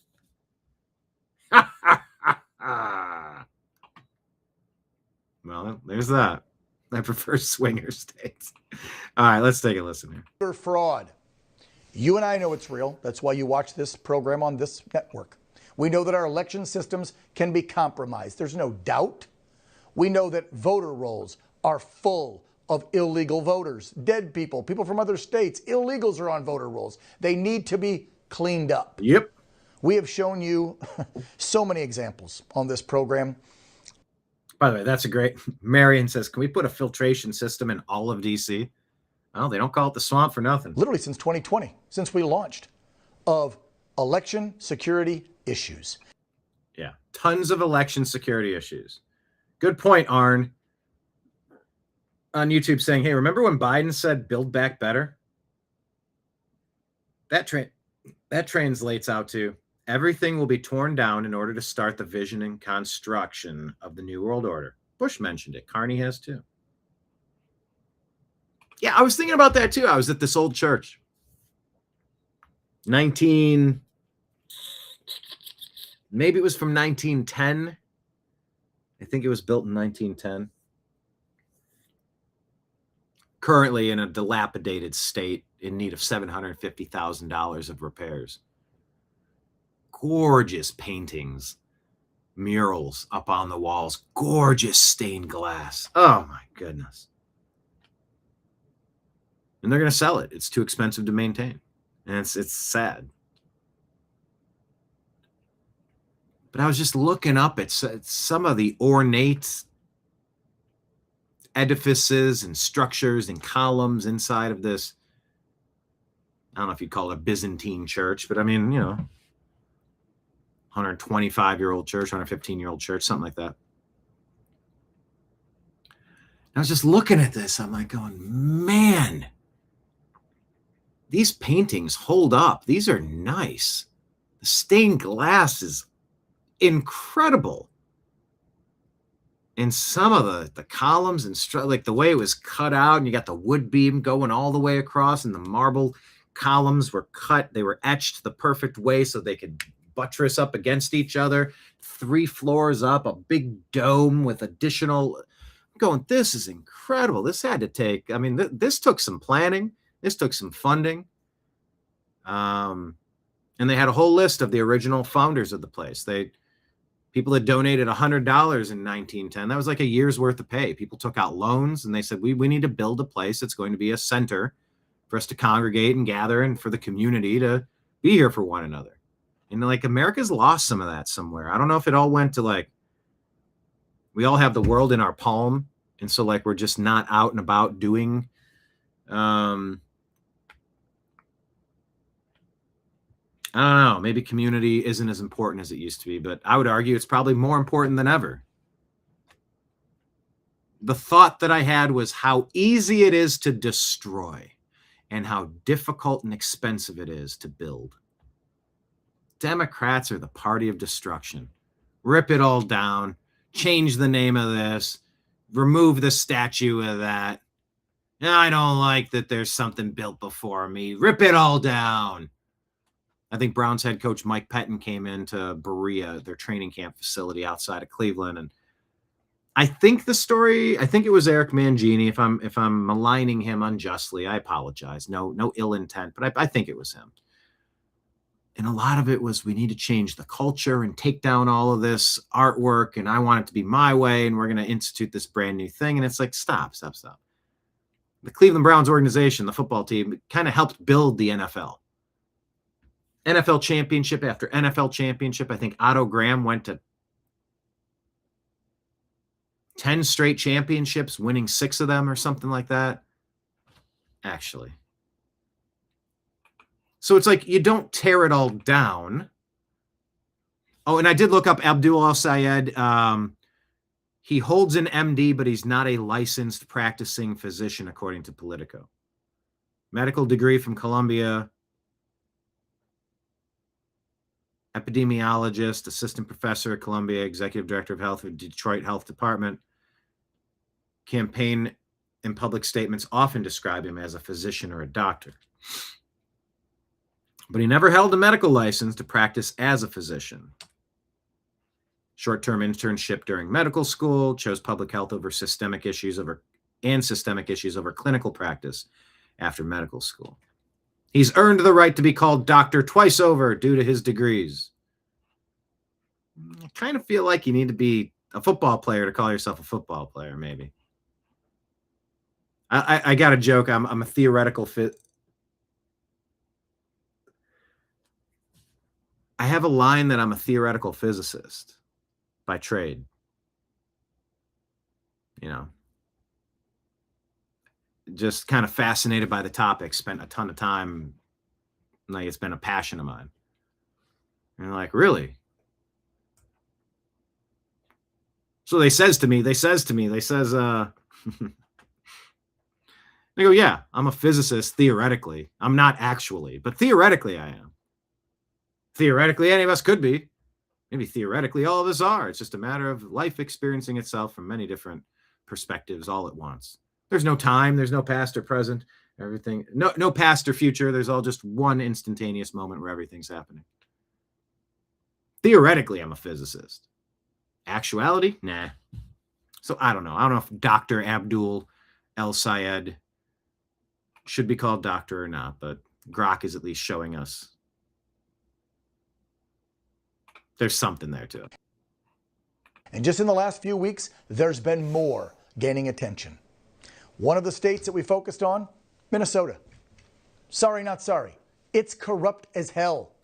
Now we're discovering just how corrupt their election process actually is, thanks to some of our good friends like James O'Keefe, Anthony Rubin, and Cam Higbee, independent journalists who actually go out there and bring the real story to you, unvarnished. No corporate overlords telling what they can and can't say. Isn't that the guy that's on Fox Business, Stuart Varnish? So get this. 1 week ago, they went to some of the polling stations in Minneapolis, and they were disguised as Muslims. And they showed in their undercover reporting how easy it is to scam the system. And to be real, folks, the way the system is set up, you don't even have to scam it. It's set up that it's corrupt, that it's illegal, in my opinion. Because, you ready for this? Per Minnesota law, they proved on camera that somebody can just show up and vouch for 8 people. Like I told you, we're focused on vouching for 8 people, all wearing like the costumes, and all you see is like a letterbox of like 2 eyes. It could be anybody under there. You know, how do you prove who you are if you can't see who somebody is? We're just glossing past the fact that James O'Keefe was allowed to vote just by giving a name. You're telling me they couldn't have been given a name of invalids or unlikely Republican voters, and then they could show up and cast a vote for the Democrats? And then by the time anybody figures it out or the second guy shows up, oh, I'm sorry, it says here you've already cast your ballot. What? Once you install fraud into the system, good luck getting it out. Put poison into the drinking glass. You going to drink any of that, or it's all poison now? Just a dropper will do you. Just a little drip will do you. We are really glossing over that one person. And in Los Angeles, I've been with people, once I signed in, were given other people's voting forms incorrectly. I hate that our voting system has to be too big to rig, or else the bad guys get to steal more and ruin more of this country. I'm so sick of it. And I'm so sick of Senate Republicans. So sick of it. without any ID, any verification, any registration, no questions asked. Just sign this and say, yeah, I vouch for these 8 Muslims, these 8 Chinese nationals. And by the way, yeah, and they said, well, what ID works? College ID? College ID? That doesn't prove you're a citizen. You got to be kidding me. So, yeah, maybe that person has to vouch. And if something, oh, well, if you commit a crime, then we'll come back and get you. No, that's only if the justice system decides to come get you. Minnesota justice system. I don't know if it's Keith Ellison. They're going after Higbee and O'Keefe. Not the people that are saying, yeah, sure, you got 8 people who want to vote. You just got to vouch for them. That's all you got to do. It's insane. Gibberish Nation says to stop this, under national security, we need military oversight on voting on paper with an ID, and computers directly linked to citizenship verification and eligibility. Public counts in public. Yeah. And then you shrink wrap, put your hologram seal on it, take the box of 1,000 ballots per box, or 5, however many fit in a banker's box, seal it up.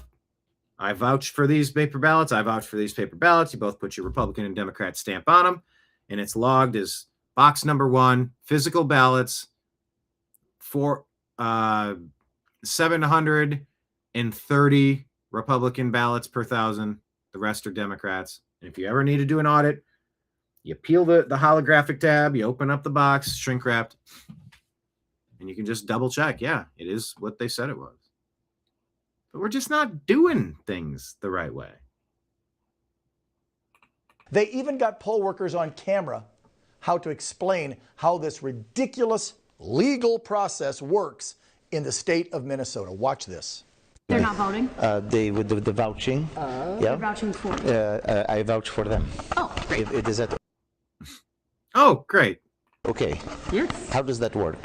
Well, if you're all in the same precinct Yes. and you are already registered, which it looks like you are, then you can vouch for them as. What do you mean? So it looks like you are. Your job needs to be verification with voter ID to prove that you are the person you're claiming to be. We're just glossing over the very first aspect of this. We're so worried about vouching for 8 people. I get it. He shouldn't be able to get an ID until he proves, to get a ballot until he shows an ID and proves that he is who he claims to be. God, this system was set up to be rife with fraud opportunity. How long have things been getting rigged? And look how giddy this lady is to make it happen. I bet you she's a Democrat voter. ID for them. Oh, good. If they do not have their ID, is that okay? I vouch for them. How many people may I vouch for? What is it? It's 8? I thought it was 6. 8. I can vouch for 8 people. Mm-hmm. Oh, good. We can go pick up Mohammed and Ranuzu in the car outside. Good. The question about the vouching again. I can vouch for 8 people. Yeah. In your precinct. In my, they live. Yeah. Yes, in my precinct. That is so wonderful. Yes. That is such a good American tradition. I'm trying not to laugh because this is serious stuff, but just hearing our friend James's accent and these people not having a clue that we will go get the Muhammad and have them all come back. Yeah. This is bad. This is all sorts of bad news, people.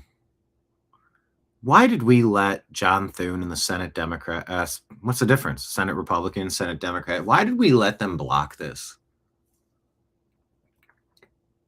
Is it going to take one more election to filter out a couple more rhinos to get the majorities needed to actually pass the Save America Act? Here's the catch-22 on that one. Kind of like catch-21 was a takeoff on catch-22. That's called a callback. Another callback.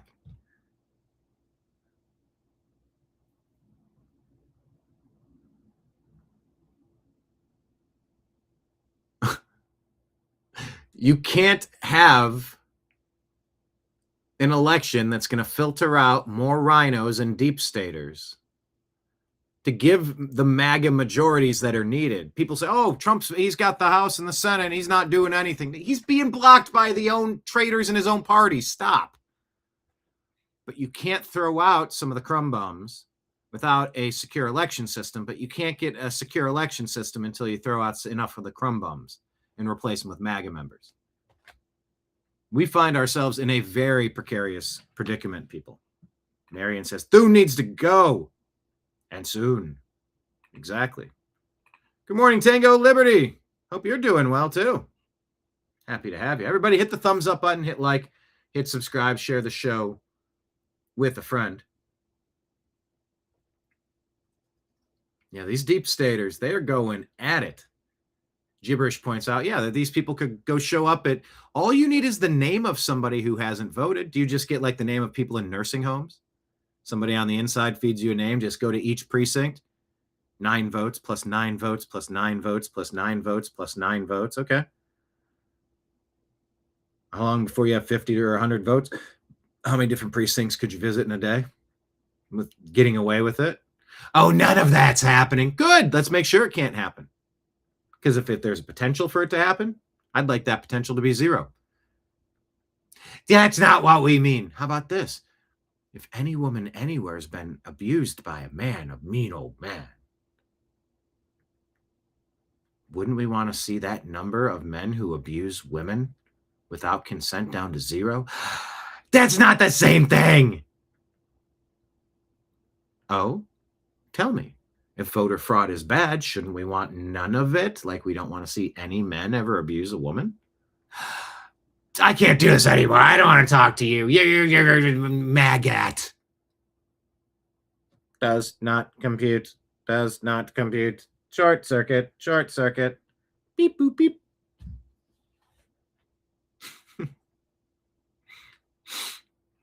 Tango Liberty says the entire Democrat Congress must be removed. Vote against Democrats everywhere, always.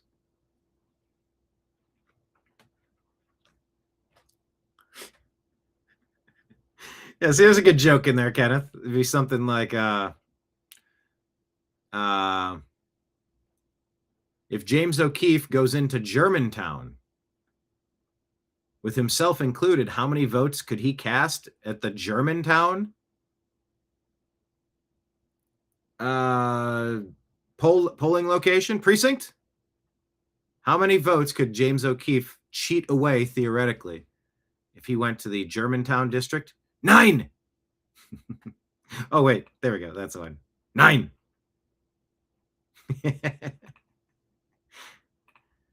Tango wants to see Congress go, State Department replaced too. Marion, one's up. How about every 3-letter agency? I mean, at this point. Democrats say, as they've told us since 2020, our elections are totally safe and secure. This guy's name is Dan. Maybe it's Dan. Okay, Dan Ball. Yep. Right. The only thing more insane that you just saw right there is the reaction to it. You ready for this? Insane in the membrane. Insane in the brain. After these 3 brave journalists. By the way, who's keeping track? We need like a dinger every time I sing another clip for a song. I think I'm at 9 or 10 at this point. I don't know. Ding. Number 7. Ding. Number 8. Ding. Number 9. Number 9. Burp. Kenneth, that's a Simpsons reference about Yoko Ono. Shed light on the potential for huge fraud in Minnesota. What happens? Minnesota's Secretary of State, Steve Simon, threatens to take legal action against them. Yeah. It's nuts. Folks, this is what we're dealing with. This is why the Save America Act has to get passed. This is why if you see something that smells and looks fishy, say something at the polling booth. There are all sorts of ridiculous laws on the books. There are people cheating the system, gaming the system. Come on. Anyway, it's a longer segment. You can watch it, but I think you get the gist of it. We're just pretty upset with John Thune and the Senate Republicans. Upset is not strong enough of a word.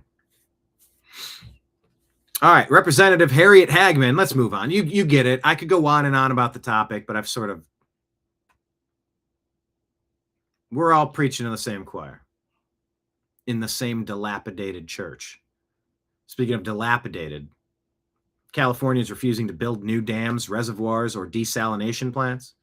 Hundreds of millions of gallons of water pour back into the ocean every year while the West runs dry, she says. Lake Mead just hit its lowest level since the 1930s, and we're still not capturing all the rainwater that we can. We desperately need infrastructure. Priorities, people. California is limited to 4.5 million acre feet, yet they have historically exceeded that amount because, again, they have not developed their own resources. They refuse to build dams and reservoirs, and as you point out, they refuse to build desalination. California is truly the breadbasket of America. We could grow more crops in California than almost any other state in the nation combined. It used to be one of the top dairy producing states in the nation, but essentially they have sacrificed their ag industry because they have to continue to keep meeting the higher and higher demand on the municipal side. And yet they refuse to build the infrastructure necessary. So I am the chairman of the Water, Wildlife, and Fisheries Subcommittee. And one of the things that we have looked at is the need for California to actually invest the money, the resources, the time, and the effort to both expand existing reservoirs, build new reservoirs to meet the demand for these communities, and then desalination. There are many developments in every one of those areas and to protect the environment. Hundreds of millions of gallons of water every single year leave the state of California, going directly into the ocean, not being used, not being managed well. With put into the aquifers and the, well, maybe not in the aquifers, into the reservoirs to fight fires. Not being used to fill strategically placed tubes across the vast acreages of woodlands.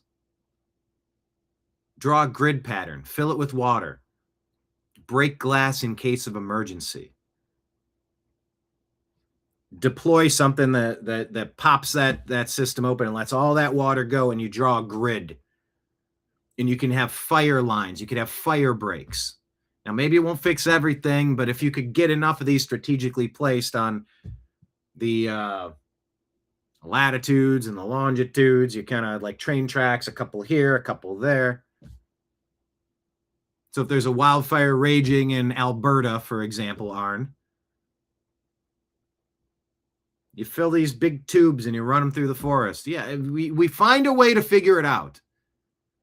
And if it's roaring to the east, you got a fire line, you can deploy it, and it just blankets everything wet.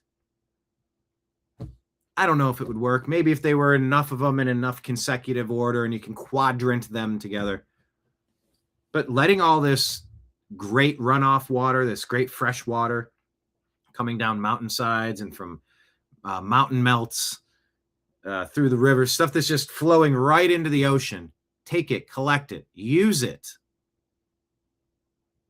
But we got places running dry right now because we haven't focused on the correct infrastructure. California wants to steal billions of dollars on a bullet train to nowhere instead. In-stream flows and things like that. It's just a real failure of leadership for the state of California. Well, it's outrageous is what it is. It's absolutely ridiculous that this is the way things are happening. I agree. It is ridiculous. The New American Media writes, America needs to invest in a better infrastructure. Priorities matter. Yeah, and I think I worked out my problem on X. I need to quote tweet. I can't just tweet. If I like reshare it, it doesn't show up in my feed. But if we type original comments, they're shareable. So over the course of the past week, on several occasions, this has happened where I haven't been able to locate. I had all these stories queued up and I can't find them. I was checking out one of my co-hosts for Strictly Football's other programs, Toxically Masculine Tuesday, Mike Barra. And he said the same thing. I caught it. I was watching the show and he said, yeah, something happened on Twitter X. The stuff I shared disappeared and it took me a while to figure out. He goes, I eventually figured out where they all went. I go, well, you're one step ahead of me because I don't know where they went. But today is like the first day. I think I have a grasp on what happened and how to break the algorithm. So we're working on it. California working on the wrong things. Oh boy. Well, California is now has now become the first state in the nation to create rules limiting the kind of replacement tires people can buy for their car, pushing energy efficiency. We're the only TV crew, maybe the only news organization in the room, and the California Energy Commission voted on this, says Ashley Zavala.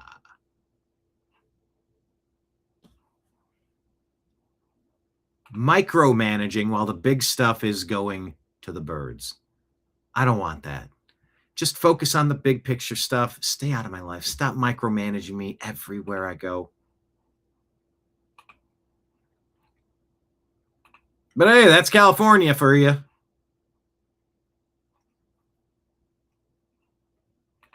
Hey, remember Killer Carmelo?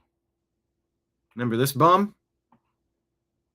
Well, new report. Are arguing to remove the original judge from his case, claiming he cannot be impartial after giving an interview Saying the judge can't be impartial. defending the verdict reached with no black jurors. Oh.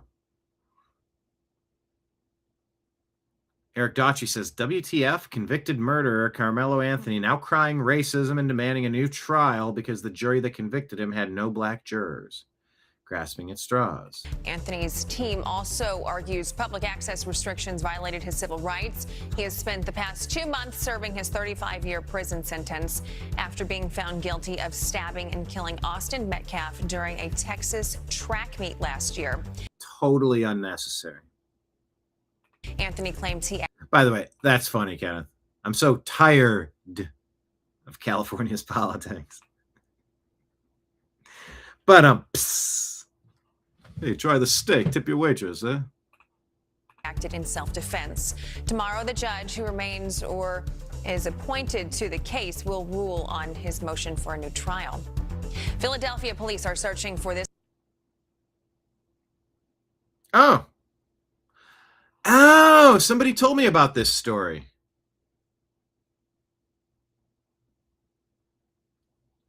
I don't know why I got that message. And I started looking it up, and then I got distracted with something. Shocking. I know you're all shocked to learn such a thing.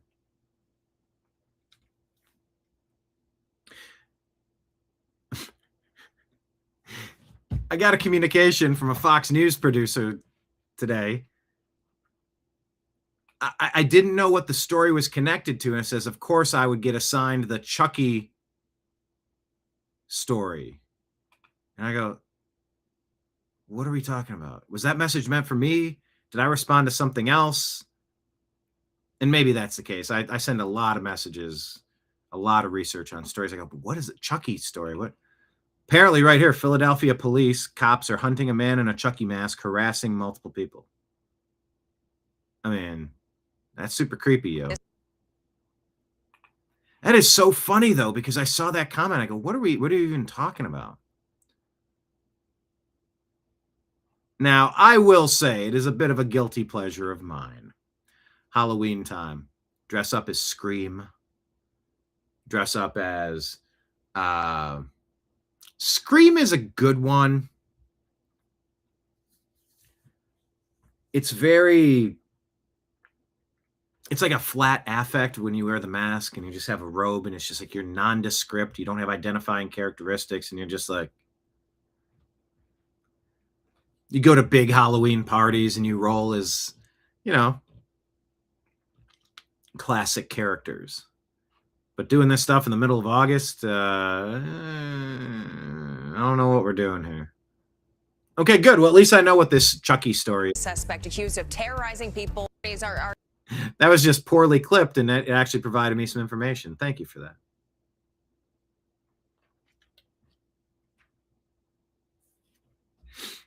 Michael Myers is better, in my opinion. Michael Myers is a great one. Yeah, and you just kind of walk slow and with purpose. Freddy Voorhees, Jason Voorhees, Friday the 13th, or Jason Voorhees, or Freddy Krueger. I got a cool mask right there. 2 of them from The Purge. Maybe that'll be my costume this year. The light up masks. I don't know. I have no plans for Halloween. Yeah, you're right. Gibberish Nation. Michael Myers is a good one. Question of the day. What would be the creepiest Halloween character to encounter? If you're out and about doing your thing and you ran into somebody in costume or in their mask, what would creep you out the most? Leatherface? Scream? What about Screech? Maybe not. Although, he did murder a guy, right? Maybe. Anyway, the New American Media writes about Carmelo Anthony saying he wants a new child because the jurors weren't black. Comment is, yeah, like the Democrats opposing voter ID, Carmelo's team is sort of telling on themselves here. Hoping that fraud and injustice will save you is an atrocious strategy. You know, I guess the insinuation, hopefully, if there were black people on the jury, they would ignore reality to just, well, I'll never put a brother in jail. And if you look at the data on jurors, look into it. I've read many a report and many a story and many an interview, quotations, stories. On the libertarian side, you hear about jury nullification. If someone's brought up on bullshit charges, things that, like, we got a Second Amendment right to do that. You can't tell us no to do that. I don't care if that's a law. No, I'm not voting to convict. Hell no. I don't care that that's a law, because what trumps a law is the constitutionally protected rights and liberties of American citizens. If you write a law that's abhorrent to the precepts of the Constitution, guess what trumps it? The Bill of Rights, the Constitution. So on libertarian communities, civil libertarians, jury nullification. All I gotta be is one voice of 12. I don't care if 11 people are in favor of something. I'm not doing it. I will break it all myself. All I gotta do is stay strong. Over and over and over again, the stories, black jurors will not convict a black perpetrator of a crime. Which is, it is very hard for a lot of people to understand this. And, you know, if you've ever read John Grisham books, trials are often won and lost in the jury selection period, as we know. And the processes are different, you know. I don't know if it's city to city or if it's just state by state, but you get certain nullifications, you get certain strikes. For whatever reason, you can say, I want to strike juror number 7, number 12, number 15, and number 30. Oh, okay. I think that was 4or 5.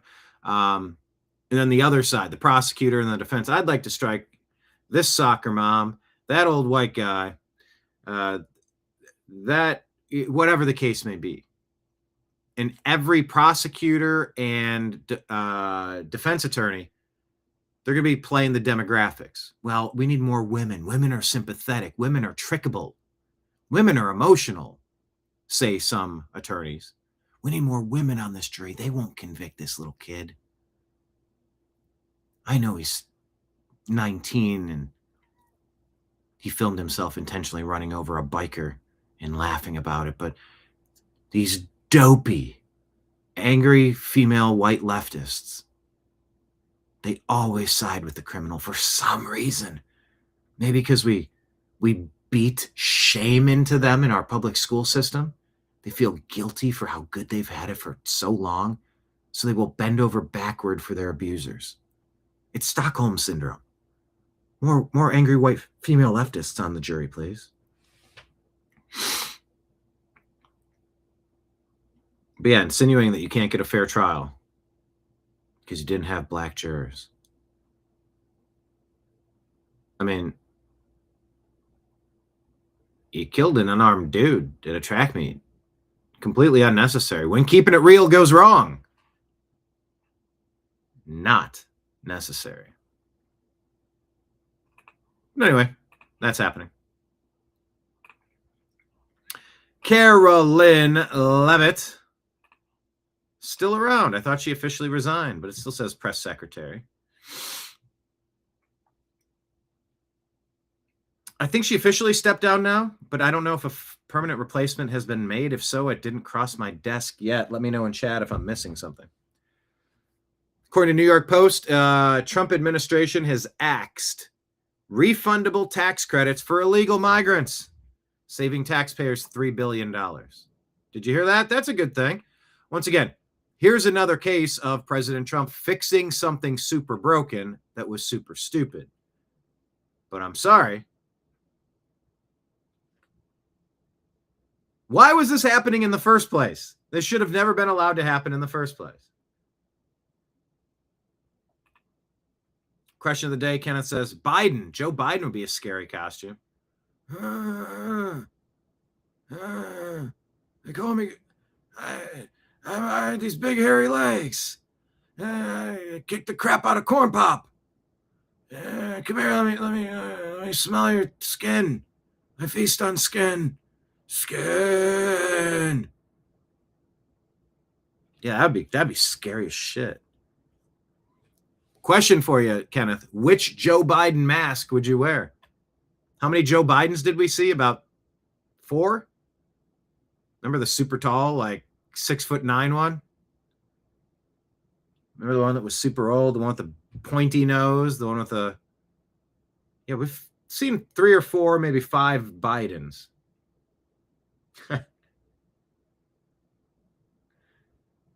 Patriot Warrior says Maxine Waters would be a... Ow! Gotta get into the water. Hot tub. Ow! Bum, bum, bum, bum, bum, bum, bum. Get up. Get on up. Could you get a James Brown mask and do that with Maxine Waters? Who was it that called her James Brown and I could never look at her the same afterward? Like, oh my God, she resembles James Brown. And if you're counting, I think we're up to 11 or 12 song references so far. But who's counting other than me? Counting Crows. Counting Blue Cars. Good band, good song.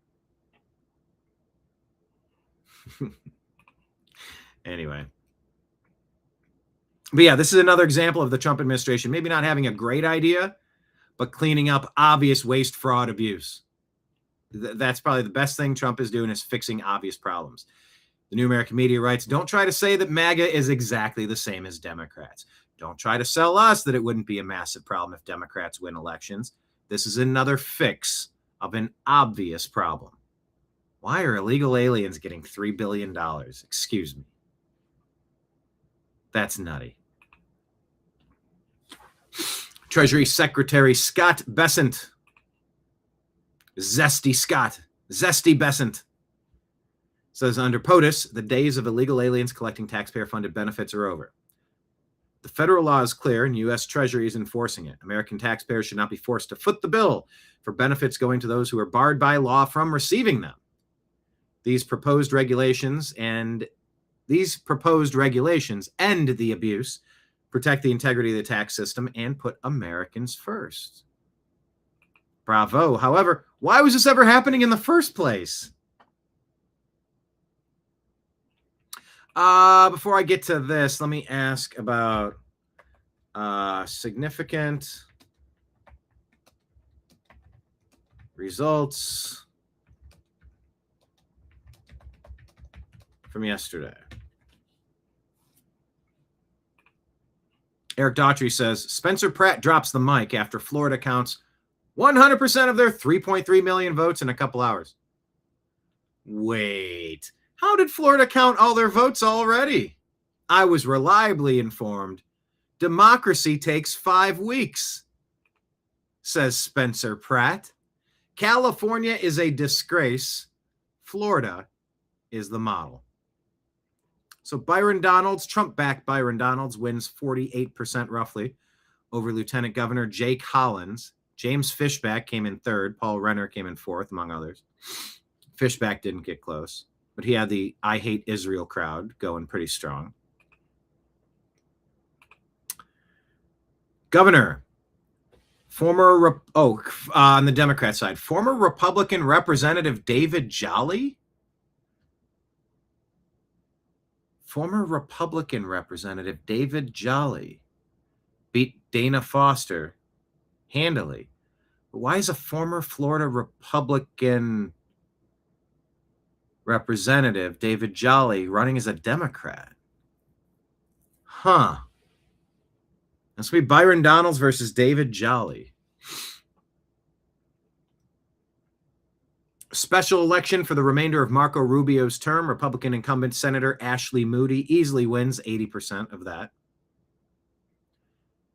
Progressive Angie Nixon upsets retired Army Lieutenant Colonel Alex Vindman, who testified in Trump's first impeachment hoax. About 56-44 was the final tally there. Widely noted as a progressive win against a against a much better funded establishment candidate. Oh yeah, Vindman is deep state to the core. But if this other one sucks, Angie Nixon, the progressive, like whatever. Just don't vote for them in the Senate. Make sure Ashley Moody wins. But then again, wait a minute. Isn't the Angie Nixon district one that they can win? I got to get caught up on all the finer intricacies here. Longtime Representative Debbie Wasserman Schultz easily wins Democrat primary in the redrawn Florida 20. Jared Moskowitz defeats DSA-aligned challenger in his primary. Incumbent Rep. Corey Mills lost the Republican primary in Florida 7 to Ryan Elijah amid ethics and misconduct allegations. Open seat previously held by Donalds, Florida 19. Jim Schwartzel beats Trump-endorsed Catalina Lauf. Oh, Trump-endorsed candidates don't lose very often. But that did happen there. What else happened? Alaska. Mary Pelota led incumbent Dan Sullivan, both expected to advance. That's Democrat, Republican, respectively. State Senate, Eric Barlow defeats Trump-endorsed Superintendent Megan Degenfelder, 45-30 in Wyoming, in the Republican gubernatorial primary. Representative Harriet Hageman, who we saw earlier in that clip from today's show, wins the Republican Senate primary. Secretary of State Chuck Gray wins Republican House. Pennsylvania had a special election, House District 12, a Trump plus 18 district near Schittsburg. Republicans held for decades. Democrats declared a flip that would expand their narrow House majority. What? Provisional votes are still outstanding. Hold on, something flipped in a Trump plus 18 district in Pittsburgh? Scott Timko. Democrat Brandon Dukes. That's not good. Eric Swalwell's vacant position in California. Aisha Wahab, Democrat, leads Melissa Hernandez, another Democrat. Well, two Democrats, who cares? Okay, so that happened in the primaries yesterday. And we're almost done with the primary season, folks. Buckle up. The New American Media writes, though, about how California versus Florida. Yeah, I was reliably informed democracy takes 5 weeks to count. TNAM writes, Americans don't trust votes that we can't finalize on election night, period. We don't trust it. And maybe neither should you. Final call here. I'm going to be clocking out my shift in just a moment. Hit a couple of final stories on the way. Of course, I'm going to slide you your tabs here at lunch, our session here today at the pub where we've been watching TV and having great conversation. But you owe nothing. It's all on the house, but there's a tip line at the bottom. If you're having a good time and want to support, you want to see more independent media voices speaking out and trying to find the stories and connecting the dots and fighting for truth, justice, in the American way, please consider tipping your boy on the New American Media's Patreon, Rumble, or YouTube channels. Hit subscribe, and you can set the dollar amount as much as you're comfortable with. Please consider doing so. One-time Rumble rant or Super Chat tips, welcome. We are in the home stretch here. We're 19 days into August, and we're looking for August to be a very strong month because, as I mentioned previously in the show, several multi-$100 bills are coming due for our operating expenses. We only get it from you guys. We don't have corporate sponsors telling us what we may and may not talk about. But that's the double-edged sword of crowdfunding. We do mention it instead of selling you coffee each episode. But please consider Rumble Rant, Super Chat, Venmo, Cash App, or PayPal if you've had a good time and want to see and support independent journalism. Yeah, it's really funny how Florida can count all their votes in the entire state in hours. California can't do a mayor race in 5 weeks. Hint, says Cat Turd. It's called Democrat cheating. Aha. Of course, check out yesterday's show. As fall approaches, will we see the fall of the deep state in the midterms? Senate Republicans go on social media saying Senate Democrats don't want secure elections. Cool. But the New American Media writes, and leader John Thune is the leader of that movement. Promise Murkowski funding to hire snowmobile crews to reach every off-grid person and provide them a passport free of charge, and get her damned vote already. Get Mitch to support. It's embarrassing that Republicans can't win this. I stand by that comment. I didn't see anything about Dan Bilzerian. What did Dan Bilzerian do?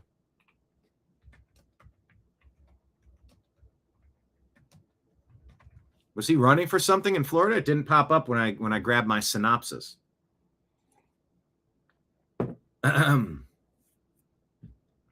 We need Doge back in full force to be totally transparent, says Gibberish Nation. Yeah. Patriot Warrior says Doge did good. Elon did good, but the follow-through killed it all. Corruption won again. That's weird that they didn't put this incumbent representative, Randy Fine, won decisively with roughly 57% of the vote. Bilzerian finished second in Florida's 6th congressional district. Thank you for that. I grabbed a quick synopsis. I didn't even see Bilzerian's name. He's that super jack dude that's always hanging out with strippers or whatever on boats. Okay. I'm sure he's very famous for many other reasons. I'm not entirely certain what they are. Other candidates, Aaron Baker, James Gambaro. Okay, Randy Fine wins. I think people hate him because he supports Israel or Jews. I think Dan Bilzerian I think I've caught clips of him being very anti-Zionist. Israel shouldn't be a nation. AIPAC is terrible because they're not registered as a foreign lobbying firm. And which, by the way, can anybody give me a reason if you're in the advocation business, a political action committee called the American Israeli Political Action Committee, why wouldn't they register as a foreign lobbying organization? The only response I've ever seen to that is, well, they're an American organization. Stop it. If I'm the American German Political Action Committee, I don't get to say I'm an American organization. No, I'm advocating for German people. Come on. Yeah, I think Randy Fine is often bashed as a too pro-Jew. And I'm pretty sure I've heard Bilzerian go on about not being a fan of that type of stuff. But I don't have the direct quote in front of me, so don't let me paint myself too hard into that corner. All right, final topic of the show, and reminder, programming note, we will see you tomorrow evening. Not entirely certain if I will see you at 6 o'clock, 7 o'clock, 8 o'clock, rock. And that's how we got started singing in the first place on this episode. It's called a callback. I pulled a Jen Psaki. I circled back. Ooh, that is synchronistic. Chef's kiss, Salt Bay. Patting myself on the back. Good job, Brian. Thank you much. All right. Gary, Indiana hasn't had electricity for a week and no one's talking about it. I'm sorry, what?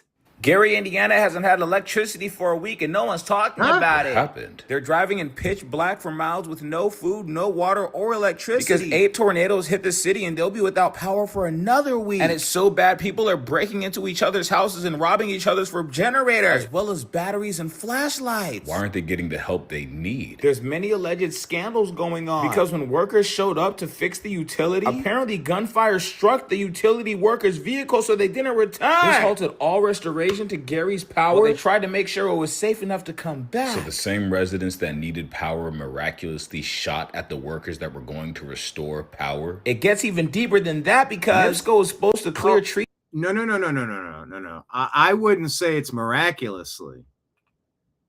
People shoot firefighters. I'm telling you, we're.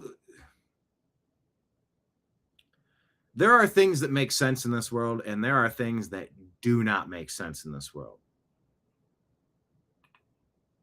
The little bitty political action committee.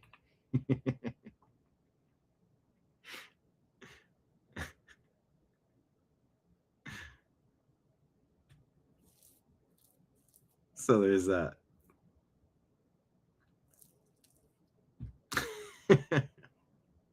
Trying to find out.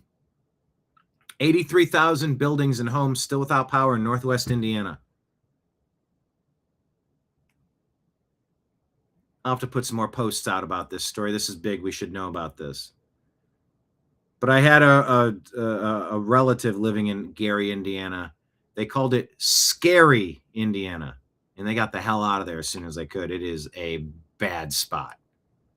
You don't think about Indiana being like ratchet, being hood, being like ghetto, really bad. Gary is not Gary, it's scary. I can't say I've spent time there. I'm telling you about the reputation that precedes it. But yeah, this story, when did the power go out? August 11. Severe storms hit the region August 11. That's more than a week. That's 8 days ago now. Still without power, and it's turning into hunger, or it's turning into like a zombie movie now when people run out of supplies. Store power. It gets even deeper than that because NIPSCO was supposed to clear trees a long time ago, so this never would have happened and it would have crashed into the power grid. But they allegedly pocketed the money. So then this could have been prevented. Potentially, because they now have many lawsuits against them for not taking care of the residents and using the extra money as their own personal excess profit. Oh, that's a good point, Patriot Warrior. Or no, who said that? Gibberish Nation. Sounds like New Orleans after Katrina. Yeah. Sounds like anywhere. Hence, join our private Facebook group called TNAM Preparedness. Preparedness. Private Facebook group, TNAM Preparedness. Say you'd like to join the group and we'll let you in. All these apocalyptic, 1 second after, the grid goes down, zombie apocalypse, Stephen King's The Stand, global pandemic, whatever the case is, when society breaks down, shit gets weird, and it gets weird fast. So have a plan in place. Been doing this for years. And the governor said he's trying to reach FEMA, but Trump raised the thresholds needed to actually have FEMA come. Isn't FEMA and federal disaster declarations designed specifically for events such as these? Yes, but Doge cut FEMA administrative capacity. Okay, no, I'm not going to buy that Doge cut FEMA's capacity. I think stopping waste, fraud, and abuse is one thing. However, we're 8 days into a massive crisis. And I'm only hearing about this today. FEMA needs to have a presence there, and I'm going to dig around on this story to get some more for you tomorrow, I think. I'm going to try to. That is the game plan. Capacity and staffing. And the emergency response Gary needs was gutted by the administration. Indiana also happens to have a population of 85% black people. So okay. We're not doing that. We're not doing Kanye on the award show. George Bush does not care about black people. Mike Myers is like,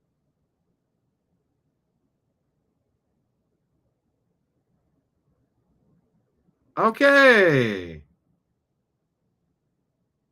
New Orleans parked all their emergency relief vehicles under sea level. New Orleans had funding and Army Corps of Engineers, and they were squandering and money laundering and looting their resources instead of building the proper safeguards. And by the way, the levee failed. Their stuff broke. It wasn't done right. It was a infrastructure. I don't know, because the levees were there to prevent the water flow from coming in, but it didn't work.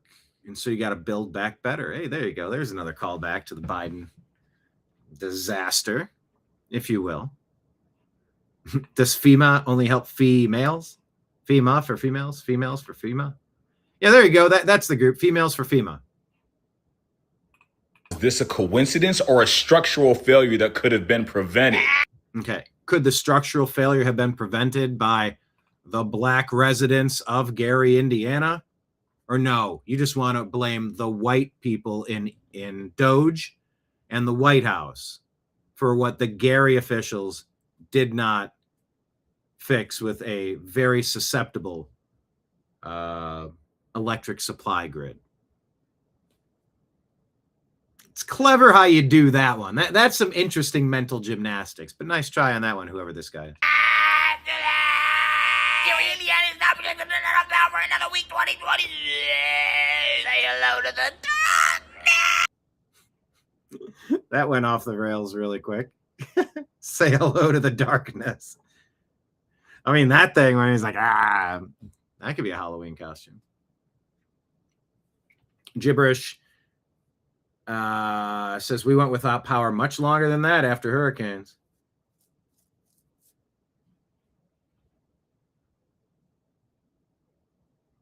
Yeah, I remember going down to New Orleans, going on tours and seeing the high water marks and hearing the stories and going to these places. I mean, it's fires and floods, earthquakes. I mean, there's only so much you can be prepared for. And then the rest of it, you just got to kind of be adaptable on the fly, I suppose.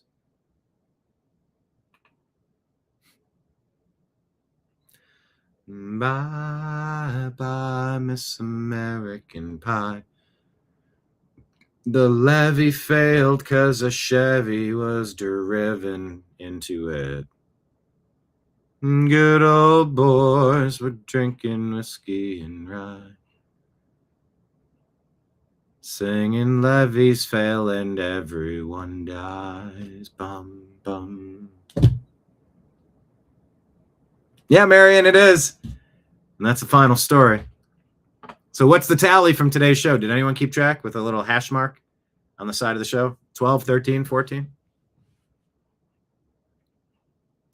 I don't know if this is the most songs I've ever sung in an episode, but it's the most I've ever counted, or at least tried to estimate. Well played, everybody.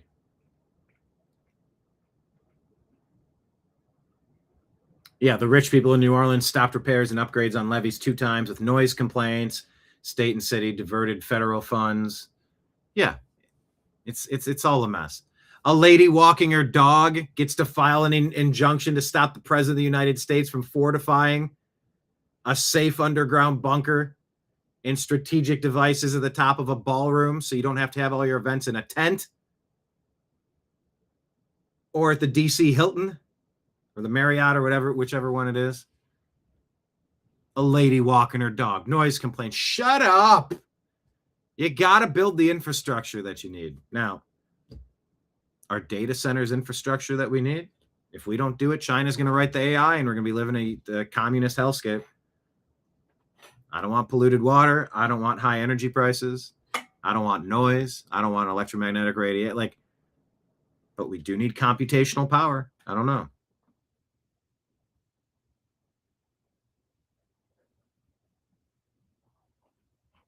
But I digress.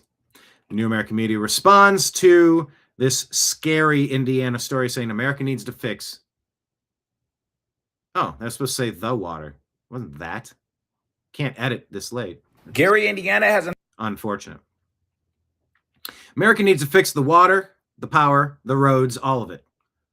What do we do about this alleged $40 trillion debt that we can't get out from under?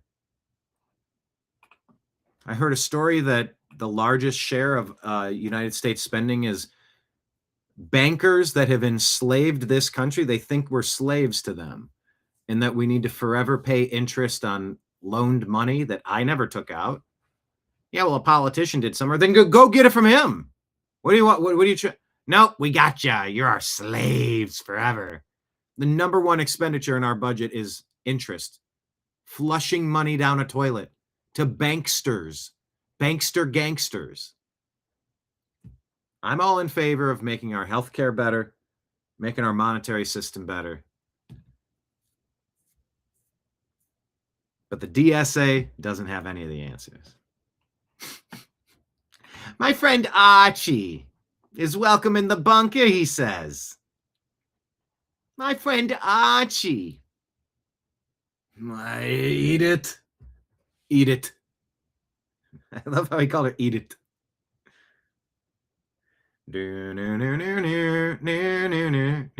Just eat it. Eat it. Archie Bunker calls her eat it.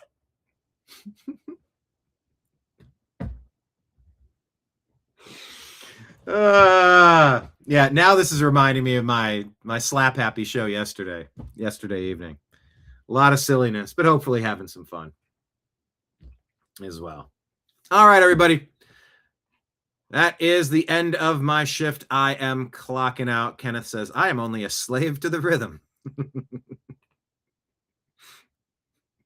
I can see you doing like a jazzercise, like. What song is that? That's.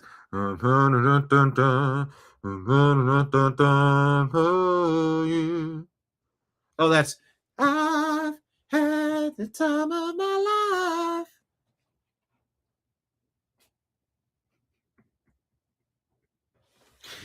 life.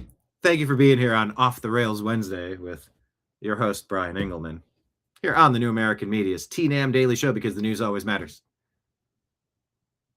Thank you so much for being here. If you had a good time, drop a Rumble Rant or Super Chat or become a monthly subscriber. Otherwise, tomorrow evening, we will be going live. Maybe I'll set the show for 6 p.m. And maybe if it needs to go later, I'll update it to later. Or maybe if the later show doesn't start by 6, just hang in there. We'll go as soon as we can. I got to kind of figure it out. I don't want to set it too late. Too late is just it. Too late of an evening show cuts into getting up in the morning extra early to do extra early morning stuff. It's a trade-off. Early to bed, early to rise makes a man healthy, wealthy, and wise. So we are doing our best to make that happen. All right, everybody. Thank you so much for being here. Tell your friends. All right, everyone, do me a massive favor. As soon as this show is done, please go on our X account or go on YouTube or Rumble. Click the share show button. Send it to a couple people. Just put it out on your Facebook profile. Send it in a group. Send it on Facebook Messenger. Send it on X. Text it to a couple of people. Drop it, copy, paste. And just say, hey, my buddy has a show going on. Can you subscribe? It would help him out. That's it. If all of you could do that, we're trying to double the show and then double that show and then double that show's show. You know what I mean? But I had a great time today. Thank you for joining me. Signing out on behalf of everybody out there in the TNAM universe. I appreciate you. I love you. And we'll talk to you again soon. Take care, everybody. See you tomorrow evening. Peace.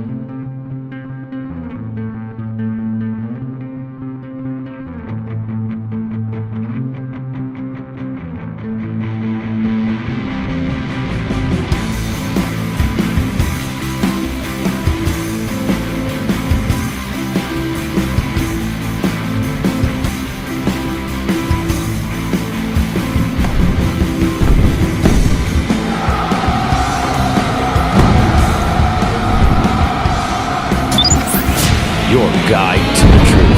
TheNewAmericanMedia.com.